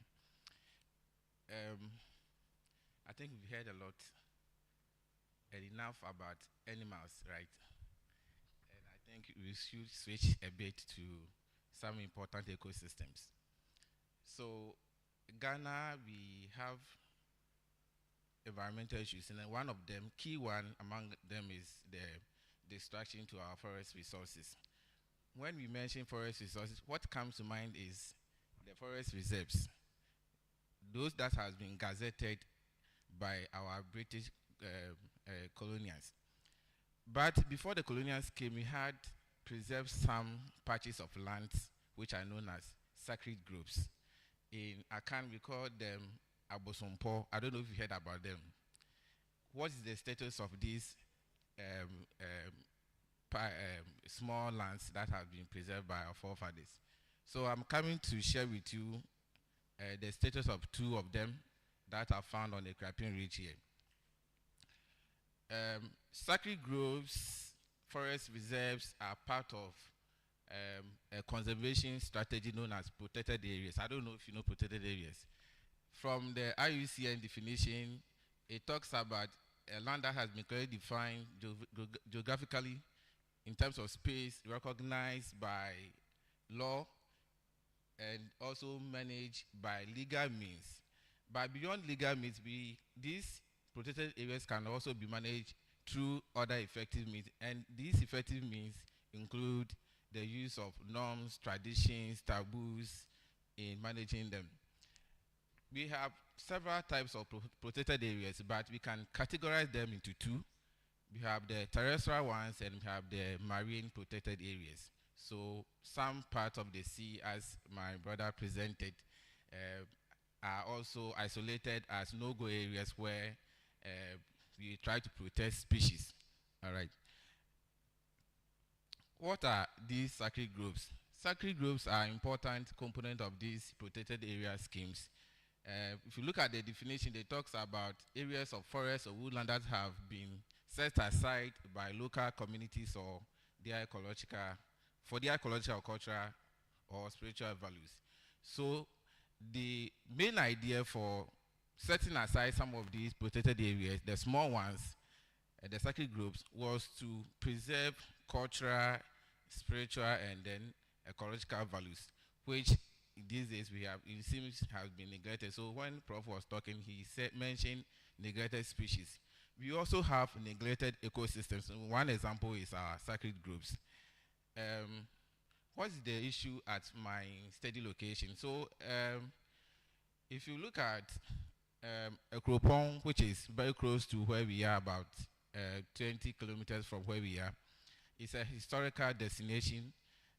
Recently, the Presbyterian Church of Ghana celebrated their 200th anniversary, meaning that so it's around 190 something.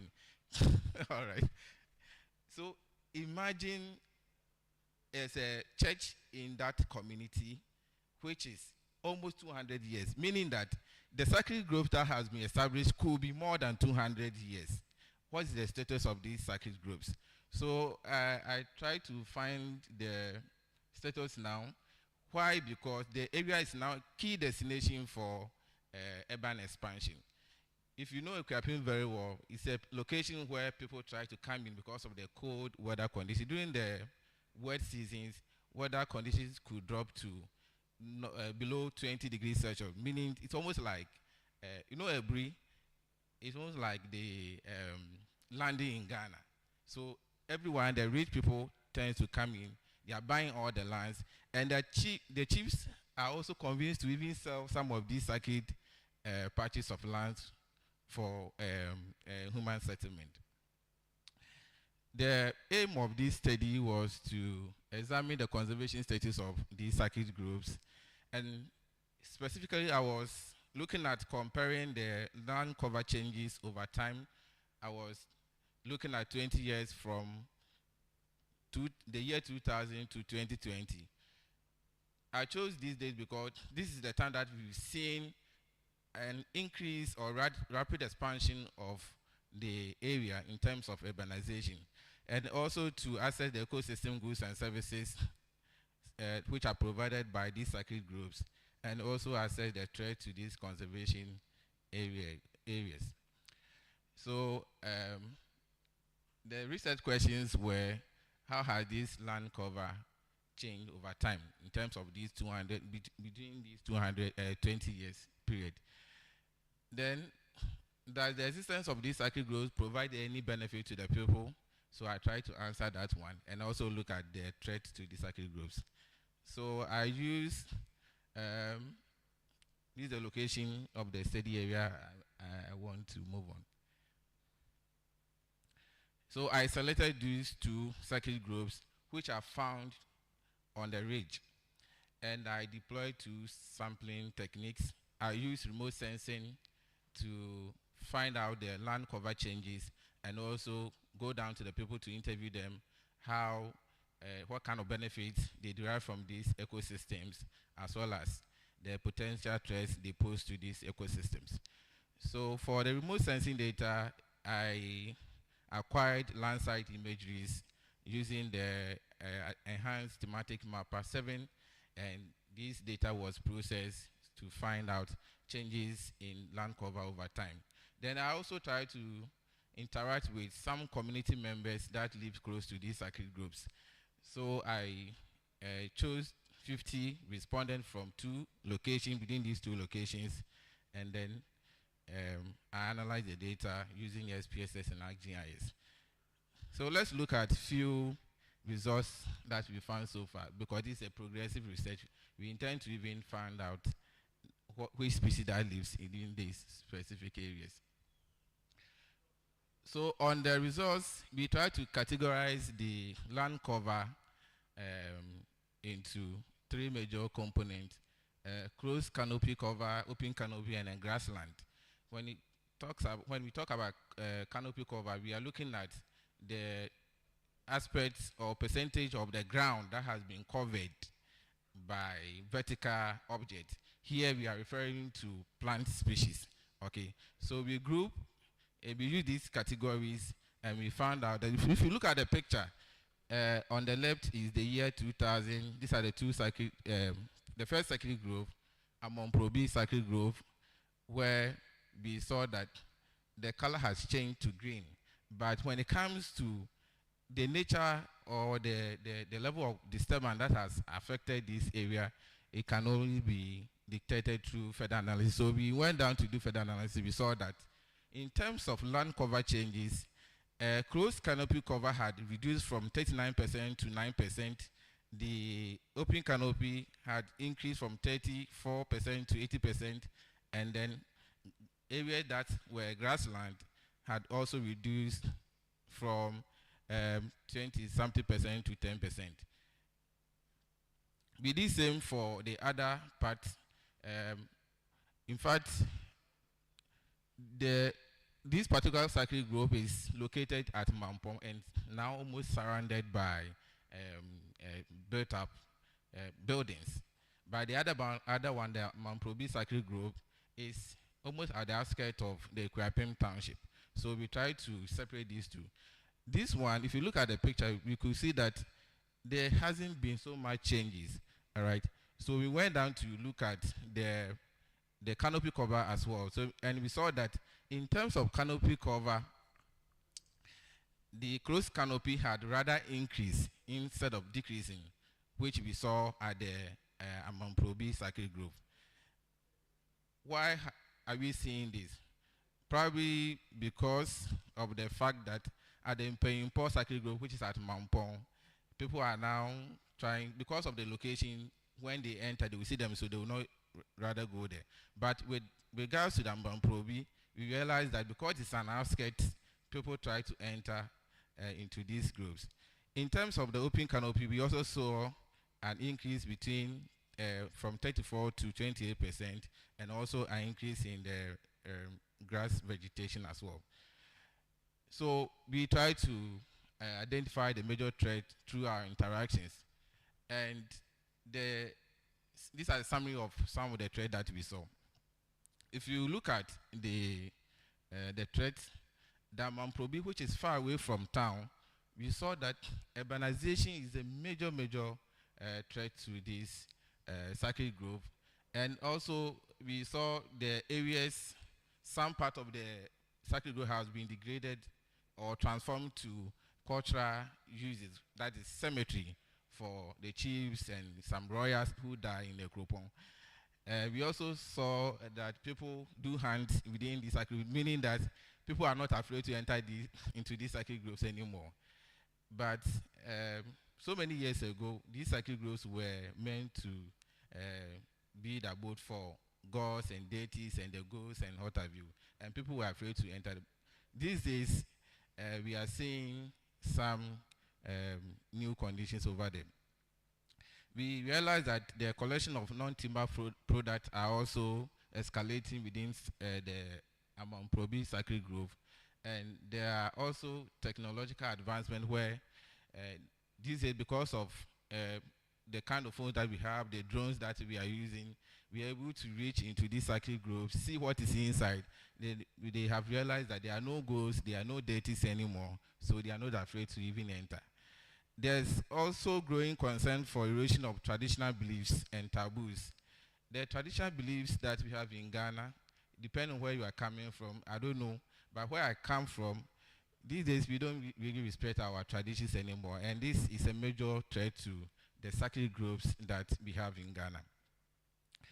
At the other side, at Mpayimpo, which is at Mampong, we saw massive encroachment going on within Mampong. We saw erosion of traditional beliefs as well, and also lack of conservation education. This is located within a built-up area, and once people do not have much knowledge about the reasons why they are supposed to protect these cycle groups or ecosystem, they intend to enter and do whatever they want to do over there. We also realize that people enter into these cycle groups to collect the NTFP. NTFPs are non-timber forest products. Examples are firewood, bushmeat, the herbal medicine. They enter into this, and we saw that because there is no regulation, there's this overexploitation of the resources, which we tend to be one of the threats.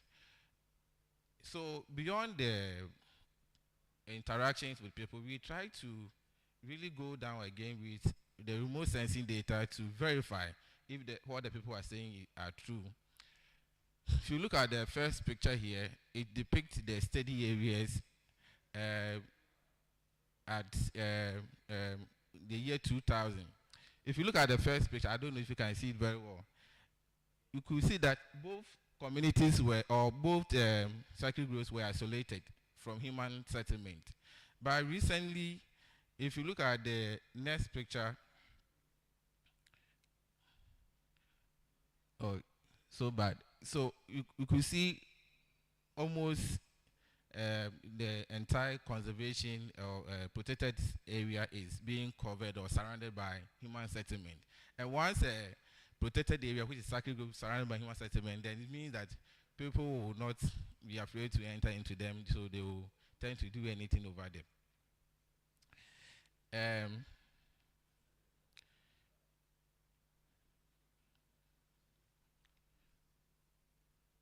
Why do we have to protect these cycle groups? Beyond the ecological reasons,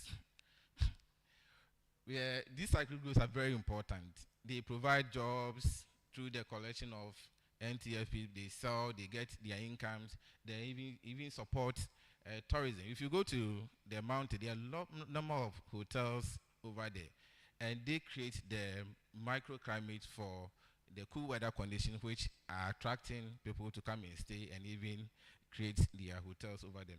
So, in conclusion, I concluded that there are differential changes in canopy cover, which has been observed over time between the year 2000 and 2020. And these differential changes also are linked to, directly linked to the nature of human interaction with these ecosystems. So depending on whatever we are doing with them, we might see a decline or increase in the canopy covers. Both cycle groups provide economic and cultural benefit to the local resident, but unfortunately, if you look at the pictures so far, both cycle groups are threatened by anthropogenic activities, mainly from rapid urbanization, encroachment, overexploitation of the non-timber forest product, and also erosion of the traditional beliefs and practices. So we are recommending that effective conservation strategies such as the community-based natural resource management concept can be adopted, which try to co-manage these ecosystems with their community members instead of leaving it out as it is. The traditional authorities should also enforce the existing norms and regulations which we know are used in managing these ecosystems. At first, when we enter into some of these ecosystems, they're sacred, because they are sacred, you tend to be punished using through the local norms and beliefs and practices. We are also advising an increased effort in conservation education through workshops, campaigns, and what have you. There's also a need for further studies to better understand the ecological importance of these cycle groups, which we are here to do. We want to go into the cycle groups, set our cameras to count animals to see if, in fact, the cycle groups are so important to the conservation of species. Thank you. Thank you. Do you think Dr. Kumsin will agree with you that we should turn to fetish priests again? We are all Christians. Thank you, Danny. Take your seat. The next presenter on the landscape will be on wetlands. Jedediah Kumsin.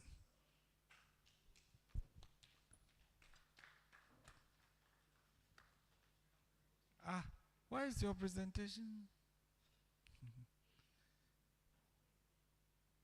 He's at the back. I've told him to load his presentation. Yes.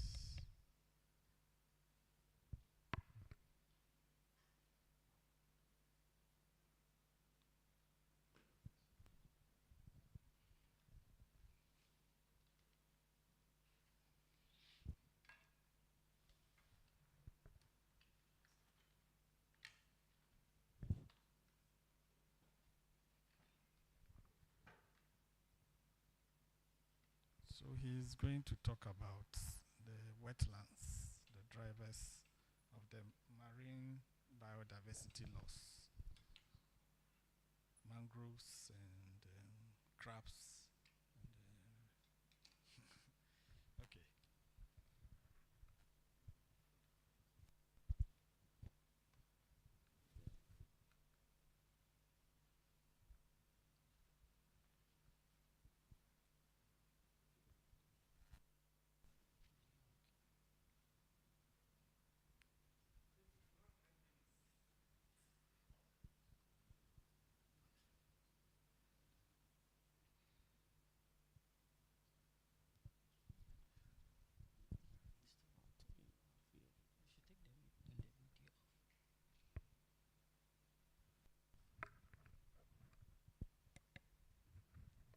Good afternoon.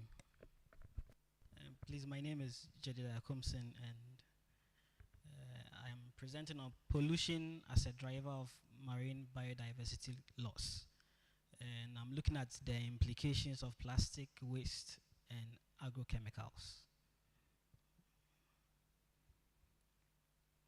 So in this presentation, we'll be looking at the global crisis. I actually reviewed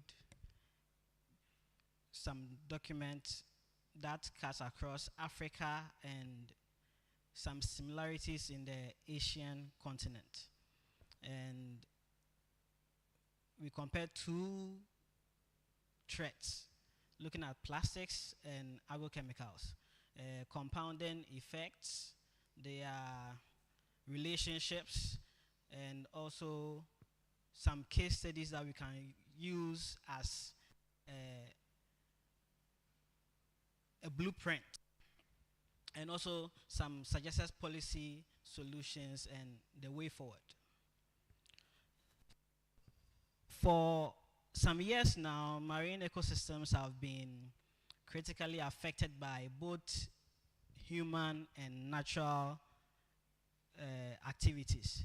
And one of the most threatening activities in the human sphere is plastic pollution, and also the taste of the agri sector in using agrochemicals instead of nature-based solutions in agriculture. So globally, the figures exceeds even 400 million tons annually in plastics production, use, and even how they move from the domestic, industrial, to even traditional. I will say traditional because the taste for plastics outweighs the use of even our old leaves, using leaves for food, and banana leaves, plantain leaves. Yes. So you can see that it's not only problematic, but it also has trickling effect. That's only observed when the effect is in action. Same applies to agrochemicals.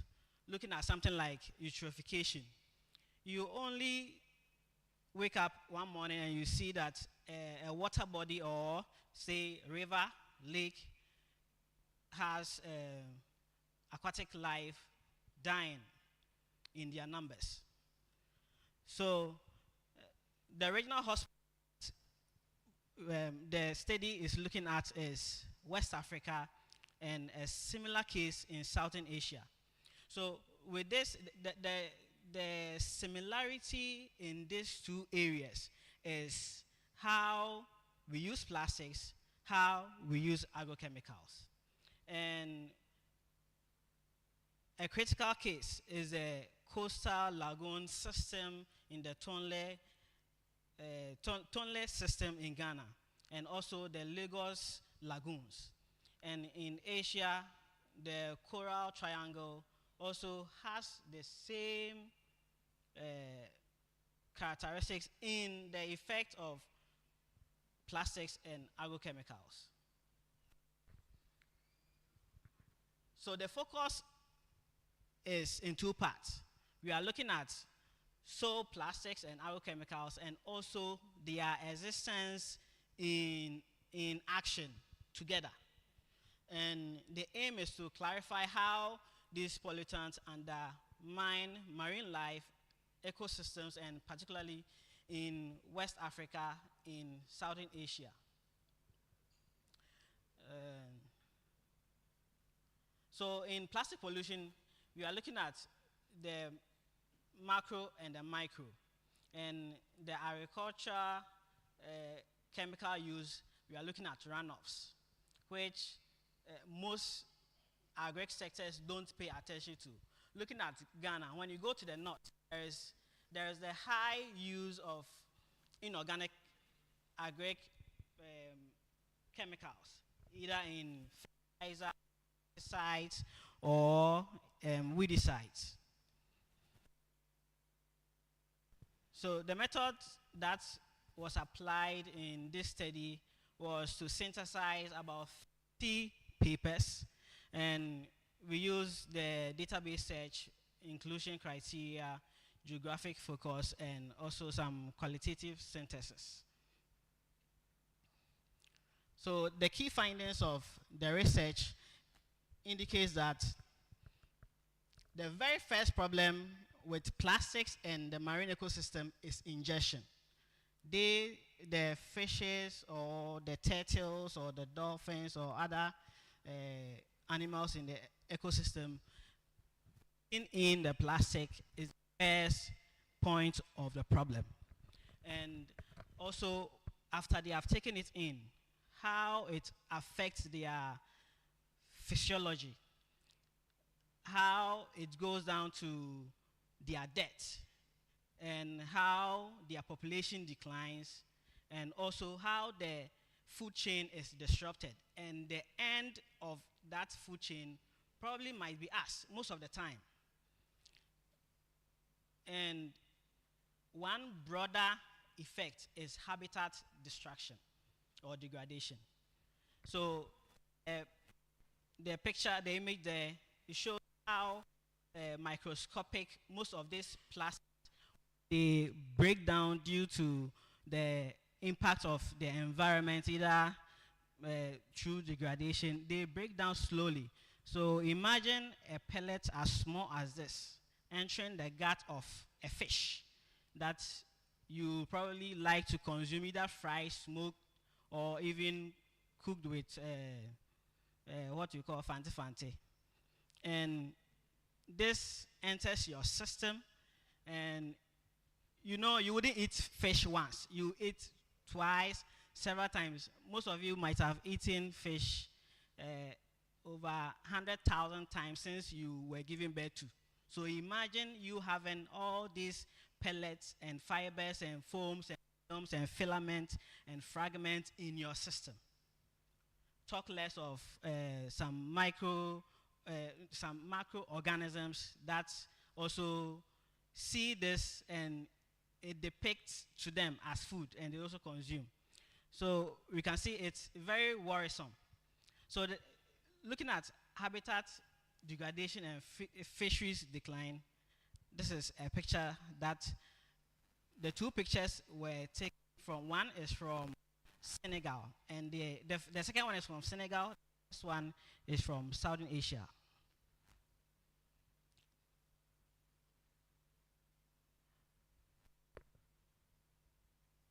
So some of the key findings that we found in the study was entanglement, ingestion and entanglement. We once visited a Tema fishing harbor, and we found out that most of the problems that is associated with plastics has to do with fishing gear, the breaking down of their nets. Most of the fishes that were caught, we dissected, took to the labs. We found out that most of the plastics in them were from the nets that the fishermen use. So we noticed that if we have to even tackle the plastics, it wouldn't be only the polythene bags, the sachet rubbers. We also have to tackle plastic in the fisheries sector. yes, tackling the fishing gear that is even used in catching the very fish that contains the very plastics that we are afraid of. So in Africa, 80 to 90% of the plastic escapes waste management and recycling. So they enter the very ecosystem trying to protect, because we are not able to manage the plastic waste very well. And similar situations happens in Asia. Asia and Abroche, they do the very things that we also do. And one of the things that is affected and we don't look at is coral reefs. For them, they have some scientists who pay attention to coral reefs, their decline, their bleaching, their destruction, how they die. But even in West Africa, very little is known about the study of coral reefs. So the compounding crisis has this effect in the whole system. There is algal blooms due to the runoff from the agricultural farms. So I mentioned that most of these algal blooms, it happens overnight. So you just wake up one morning and you find out that a whole water body is covered with some green pigment, and you see fish floating, dying, and there's nothing you can do about it when that happens. The only thing you can do is probably relocate some live ones into freshwater bodies. And there's also the concentration of toxins in the food chain.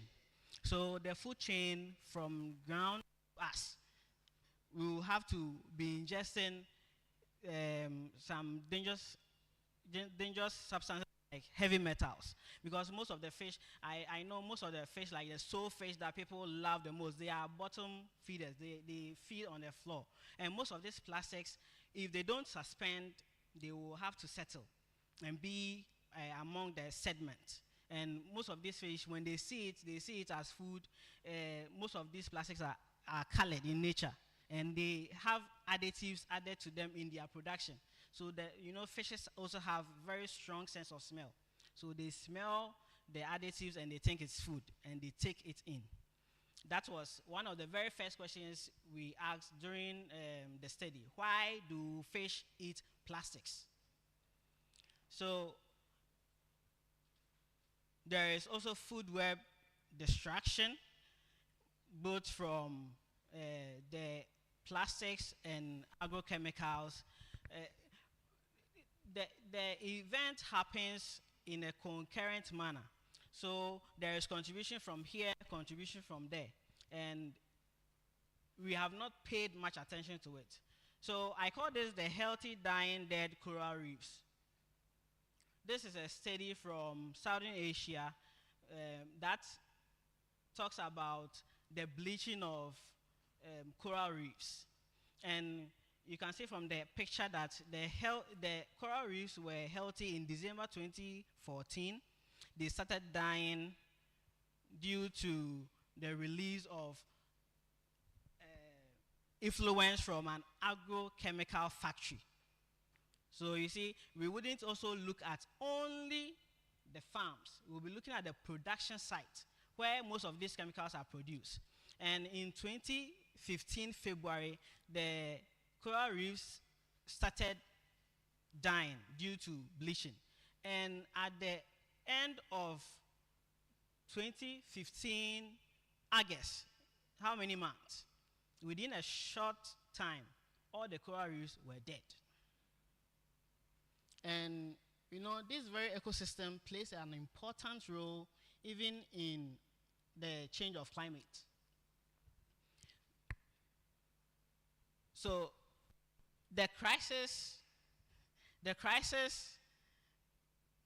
has four legs in terms of socio-economic impact. It affects food security, human health risk.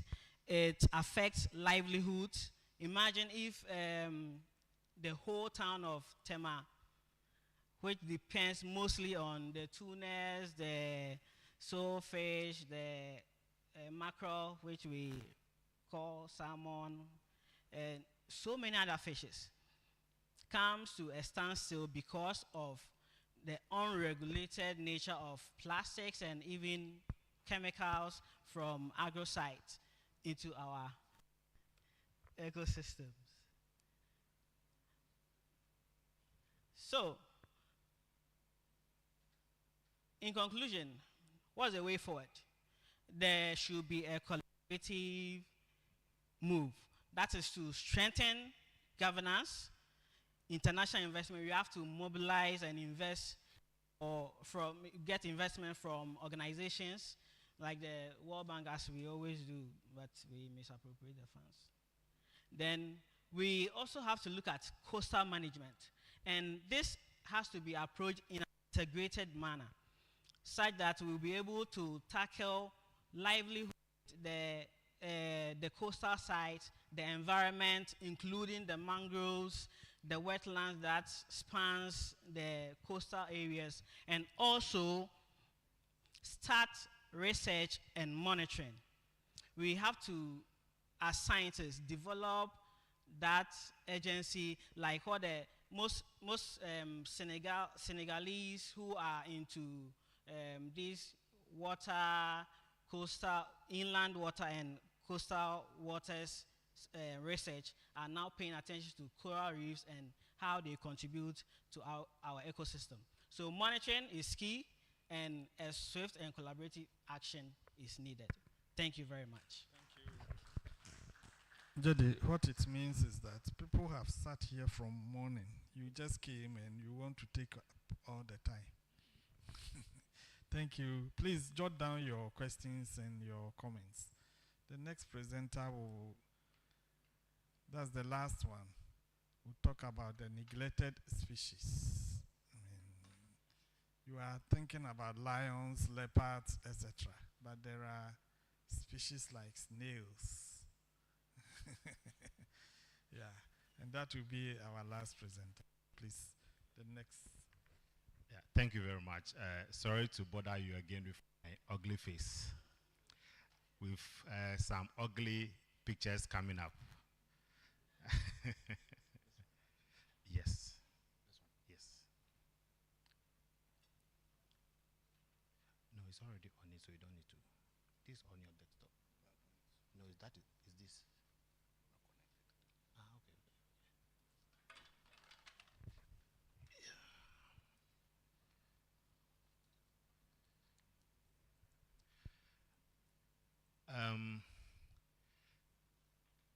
In fact, I had the original topic was going to look at the species composition in different agro ecosystems, but there was some technical hitch, so I'm presenting on the general issue of the neglected taxonomy group that I have.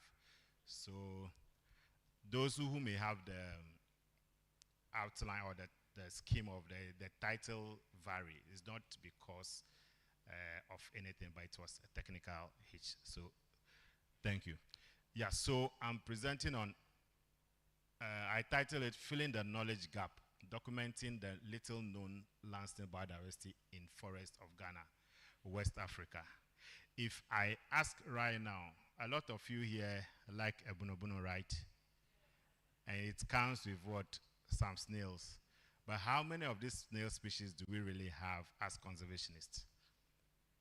Do you have any idea? The only ones you know probably are the Enwapa, Pobre, Catreven, and Adea. That's all, right? And maybe some people will add apophy to it. And maybe, but you know, the slums Adode is also part of the mollusca group. You know that. But I'm looking at the terrestrial biodiversity of this land still. And, okay, let me be a bit snappy. So what you see here is looking at, someone mentioned biodiversity hotspots. So these are areas that are having some levels of endemic species that are important to conservationists. And where do we find ourselves? Where the blue? So Ghana falls within the Upper Guinean forest biome. And this area, and currently, what is the biodiversity status of Ghana? We've talked a lot about it. We have so many trees that you can see from the slide. I think I'll just scan through fast. And we also have what? A lot of the animal species, because they have been documented. And I must say that all the pictures I'm going to show you are pictures taken by ourselves, not Google Images. So we have all these species occurring here in Ghana. And one interesting one is the right one, on the top left corner. That is the advac. It's a nocturnal species so far found in Mole and in the Banda area, where we have the Bui National Park. And we have how many of you are Kotoko fans? Kotoko fans? Have you seen the Kotoko before? Apart from the zoo? Okay, and you'll be chopping them a lot too. We also have them in Ghana as well. You can see these are pictures from camera traps from Mole National Park. We also have a lot of birds as well. A lot of frog species. And let me just stay here a bit.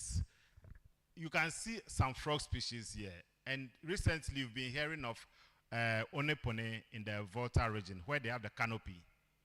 The canopy was established as a result or in an attempt to conserve a particular frog species.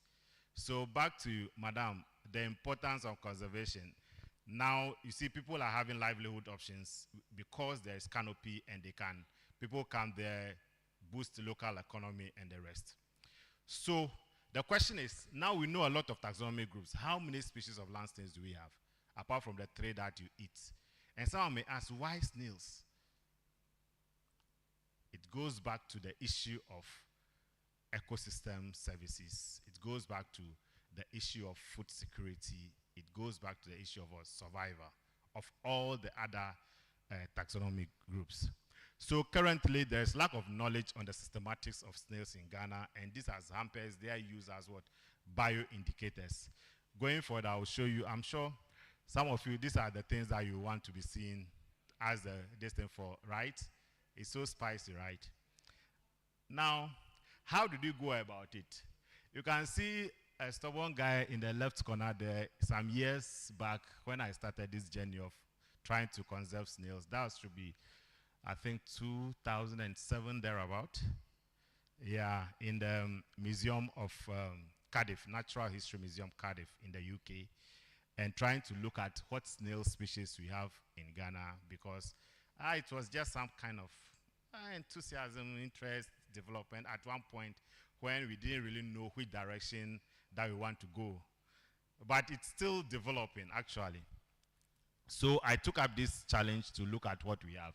So we, apart from the museum collections and visit to those places, looking at what they have in their museum and the others, we also did some field work in the Atiwa, Bobri, and some other Kakum and other forest reserves. And one of the major ones, I mean, a lot of you know of Atiwa Forest Reserve already, and my colleague has worked around close to that area in where they have the mining areas. The last poster there, she talked a lot about the degradation because of mining activity.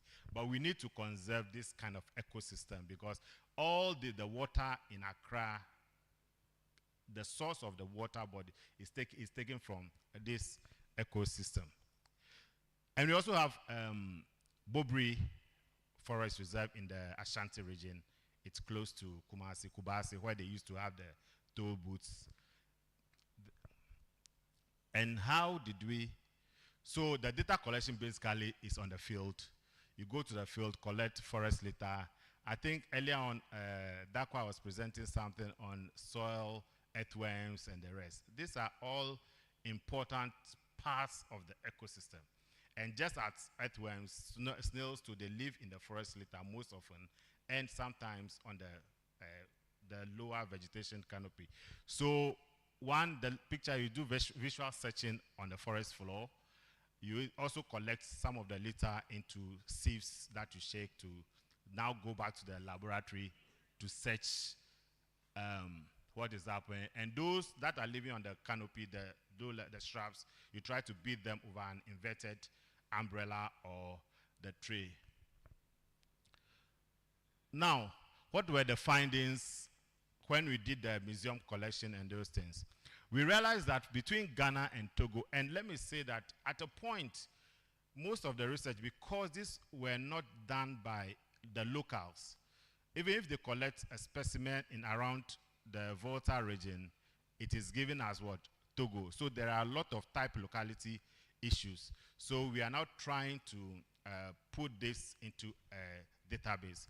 So for what we did, for example, between Ghana and Togo, from what was known and published in different articles to when we tried to consolidate them, there was a sharp increase for about 300% in the two countries. But for Ghana, it was around 222, and for Togo, 113. This I mean estimate. But you realize that out of the 166 species that were recognized, about 89 of them do not have what? Formal names. Taxonomically, when we say formal names, it means that they have not been described. It is just maybe you are given a name, right? And taxonomically, every individual, every organism needs to have a name. That will help us know that it is important for a particular use or otherwise. And for over the West Africa, for example, these are just some of the works that has been carried out already, but majority of them have been in Nigeria. And unfortunately, the one who was championing this, that's OK, Christophe OK, has passed on some years back. So it means that there's also another shortfall there. And for Ghana, we are yet to even have this kind of papers. And that is what I'm also trying to see if, I can get into here. Now, so the two main sides, that was from the literature and the museum visit. But from what we actually collected from our field work, for Bobri, you have about 60, close to 60 species. But at Tiwa, again, we have over 80, getting to 100 species. And these were just tentative ones. So you can see that there's a different group of, this is just a picture of some of the snail species that you find around. Interestingly, on the field, the Pobri, the Katrevin, and the Nwapa were very, very minimal. We couldn't find them on the field. Why? It's a matter of concern. But in terms of biodiversity, these are some of the images. So this group of snails, for example, they are very microscopic. You have to look under the microscope to see them.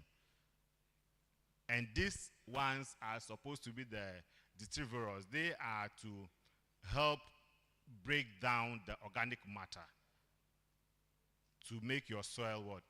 Fertile. Then we have another group. These are supposed to be what? In the system, everybody, Obia on the master. So this group of snails, they are the carnivorous ones that feed on other snails. So, and here again, so you see that for some of the groups, the work was in, so these ones, the star you see there are just some of the distribution of two of the species, that is Sidavacubia atwansis and Sidavacubia majors. Yes, you are critically looking at, physically some of them look alike, but anatomically they are completely different things. In fact, people have time, and our colleague presented earlier on said they took some of the fish, dissected them to see the gut content. In fact, for anatomical studies, you also have the patience and the time to dissect some of these microscopic things, to look at their anatomy to help you determine which species it belongs to.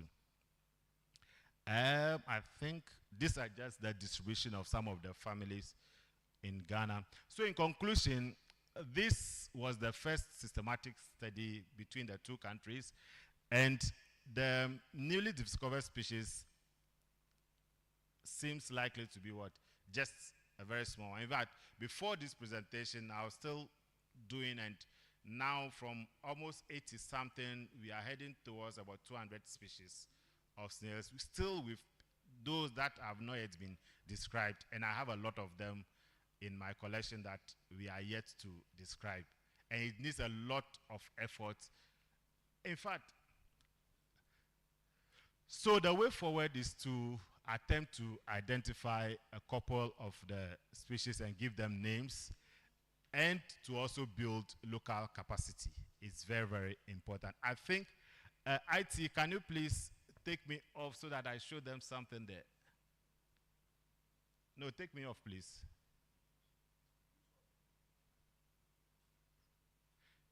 Yeah, so you can see something in the extreme right. So that is the genitalia. After dissecting those species down there, especially this one, the last one, they are Gonaxis species.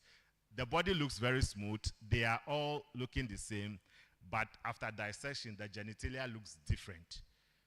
So it goes beyond just the anatomy of it. Thank you very much. And these are some of the financiers of this work. And I mean, we cannot run or fly away when our habitats conditions deteriorate. Please help protect us. Thank you. So this is the field team. Thank you so much.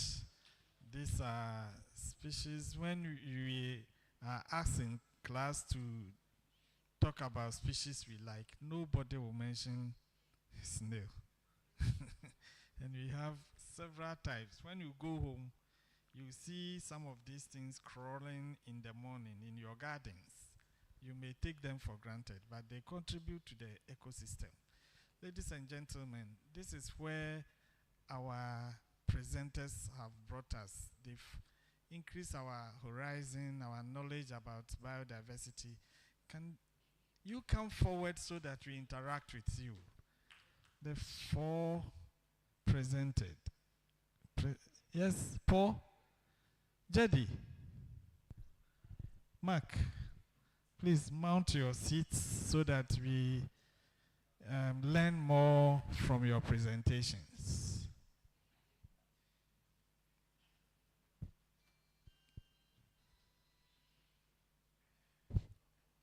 Kindly raise up your hand if you have any, despite the fact that you are bored, but I know you've learned a lot.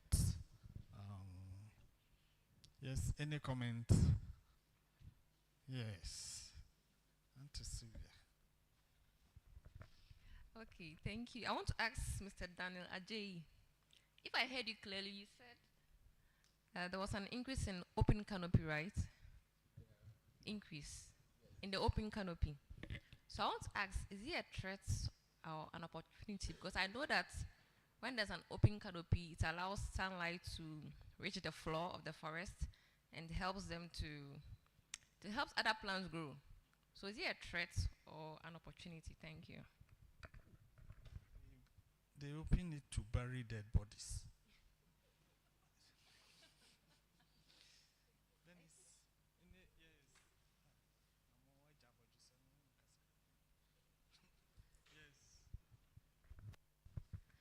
Okay, please. My first question is to the last presenter. Please, I was told that some snails bite. I just want to be sure whether it's true or not. And my second question is the presenter who presented on the marine. Please, apart from the anthropogenic activities which cause human beings to intake microplastics, which is the fishes feed on some of the plastics and we human beings to feed on it. Apart from that, you were saying that the nets in which they use for fishing sometimes also cause that. So please, I want to know, have you discovered any material or something which can be used to prepare a net or can be used for fishing to prevent the fishes from feeding from the plastic, the net which is made of plastic? Please, have you discovered anything or any material that can be used in place of that? Thank you. React to you. Any other concerns? Yes, madam. Okay, thank you. First one, Jade, I want to know the focus of your research because it looks like we're moving from certain whatever. I was a bit confused. What is the clear focus of your research? And then the second one is for Dan. Dan, don't you think that we should allow the Christians to use the sacred groves for prayers? Yeah, so that the Holy Spirit will. Then, Paul, a friend of mine has a cocoa farm, and recently she was telling me that she cannot get people to work in the farm. I want to advise her to go organic instead of the conservative. Yes, so please help me. I think that. Should they leave Galamsey to go and clear cocoa farm? How much are you paying them? Yes, gentlemen. Okay, thanks so much to my sister Sylvia. So at Mamprobi, at Impeyimpo in Mampon, we saw an increase in canopy cover over the last 20 years. And this is supposed to be good, but in conservation, it's a threat. Once we see open cover increasing, then you might be thinking about the kind of restoration that will be taking place in terms of ecological succession. We don't know, for now, we've not been able to, we've not gotten access to the reserve. So we are thinking that these open spaces could be restored using non-native plants. We've heard of the issue of Cromolina odorata, a champon weed, which finds itself anywhere. So once these spaces are open, then it could be that these spaces can be colonized by these non-native plant species. And to my senior colleague, I don't think we've heard about the Achimota forest, what people are doing there. It's almost, my manager is here. The place is now almost like a church, almost like a church. And once we expose some of these important ecosystems to human intervention, then we are increasing the level of disturbance. Okay. In the case of psychic groups, once we hear deities, ghosts, and even cemeteries of royals, you are even afraid to enter. But once we expose people to the other side, Christians taking over, we know what has happened to Ghana. We're only afraid of Duabo, but not the Bible. So once we open ourselves to these things, then we are likely to see high disturbances to take over in terms of the circuit groups. Thank you. I don't know if I've right. Yes.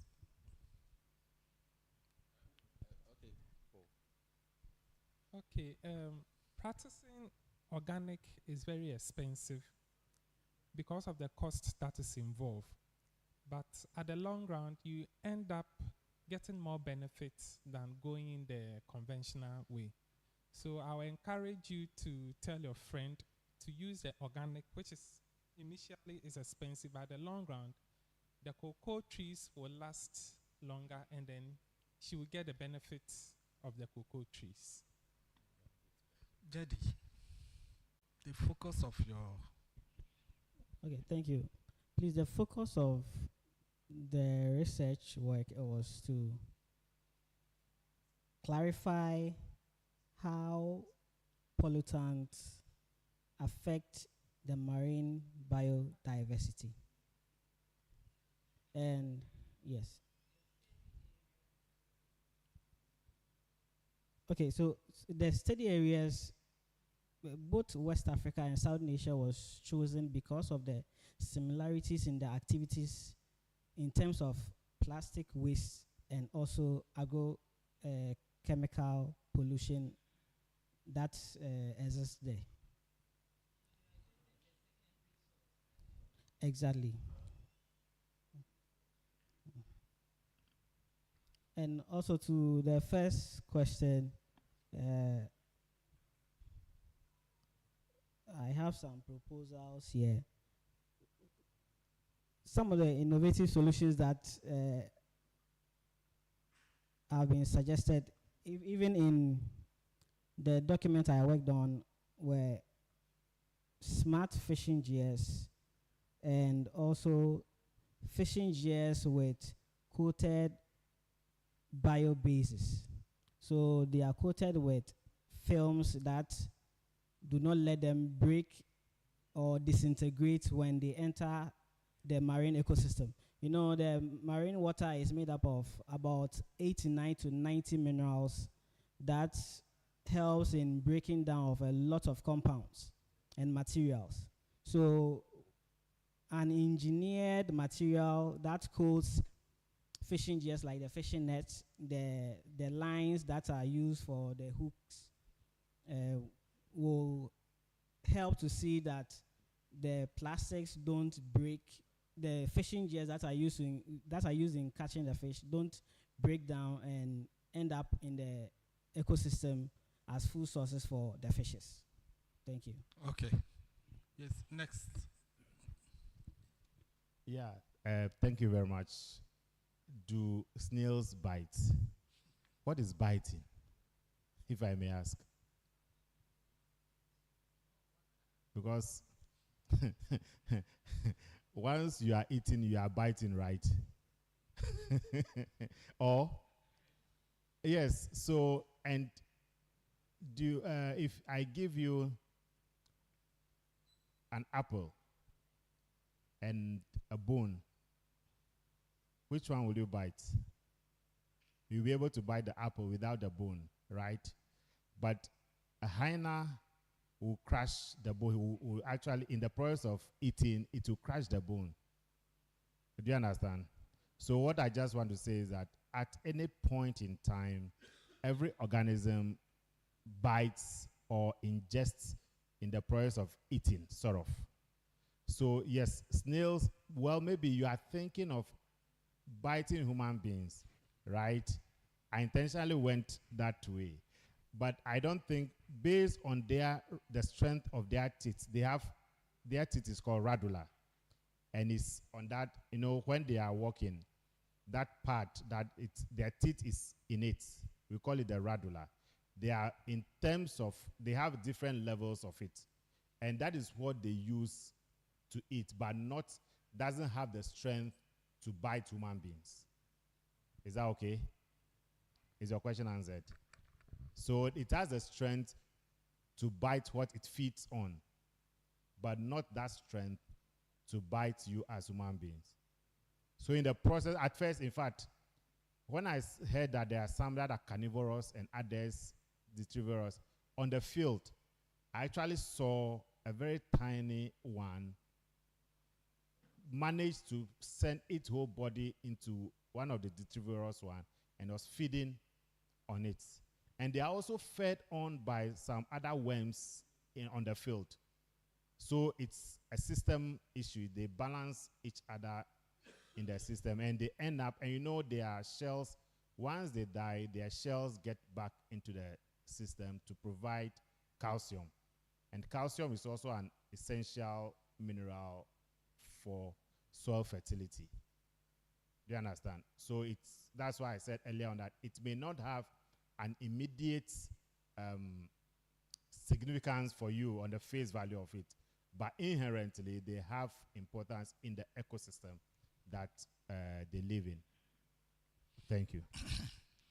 Thank you so much. Mr. Moderator, can we also comment on our colleagues' presentation or I maybe just later? want to Thank you. open the floor for cross-cutting questions. So if there are cross-cutting questions, you can bring it up, and then we synthesize on that. But any comments should be the science of it, not the font size or font type or etc. The science. Yeah. Otherwise, all too soon, our session has come to an end. Will you join me here for us to take a group photo? And I thank you very much for your patience, your contribution, and your understanding. I know next time, whenever we are organizing this symposium, you join with your numbers, because it has been a lesson, good lessons for us. Please stand up and join me here for us to have a group photo. Thank you so much.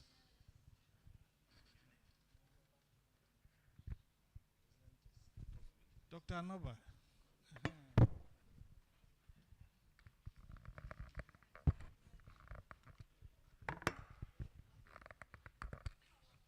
Everybody, please, everybody come.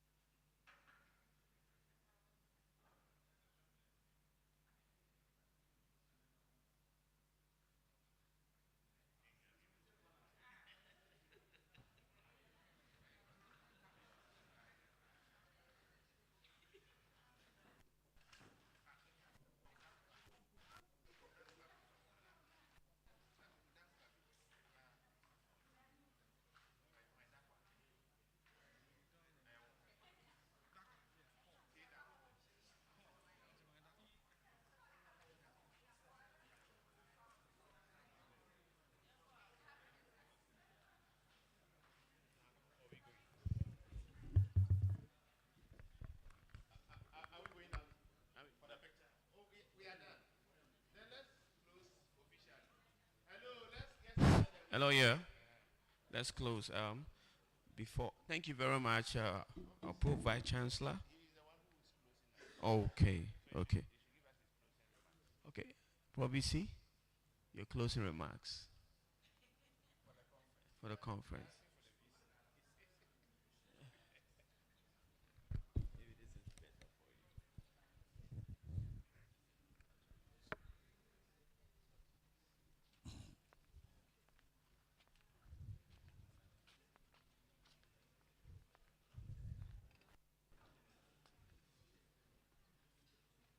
Please, all the presenters for the symposium should join in again for a portrait photograph.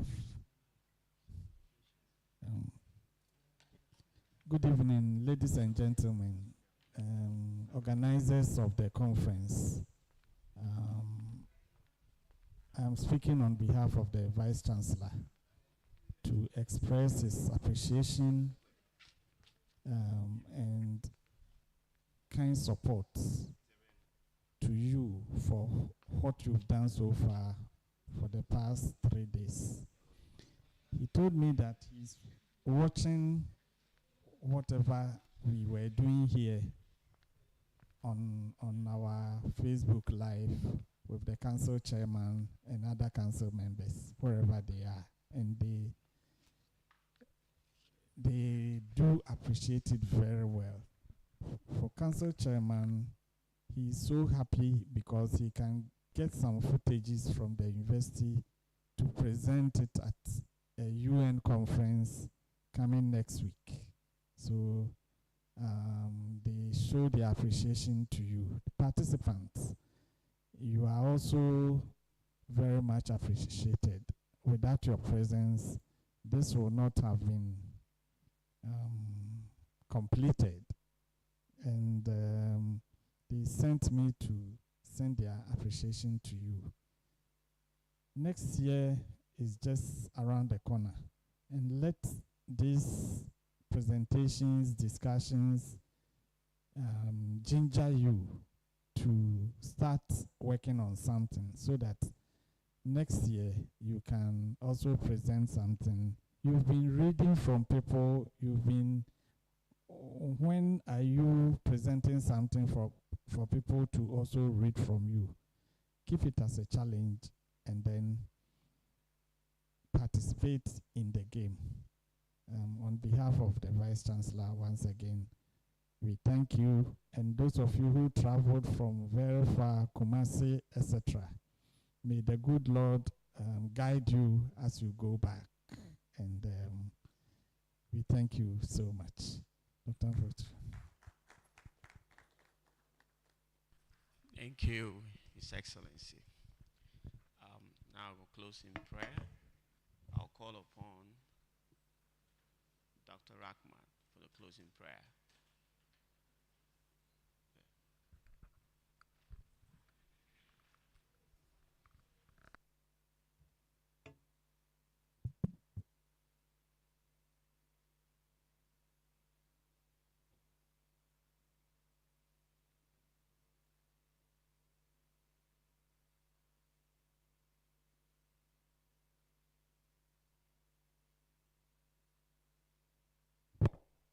Shall we pray?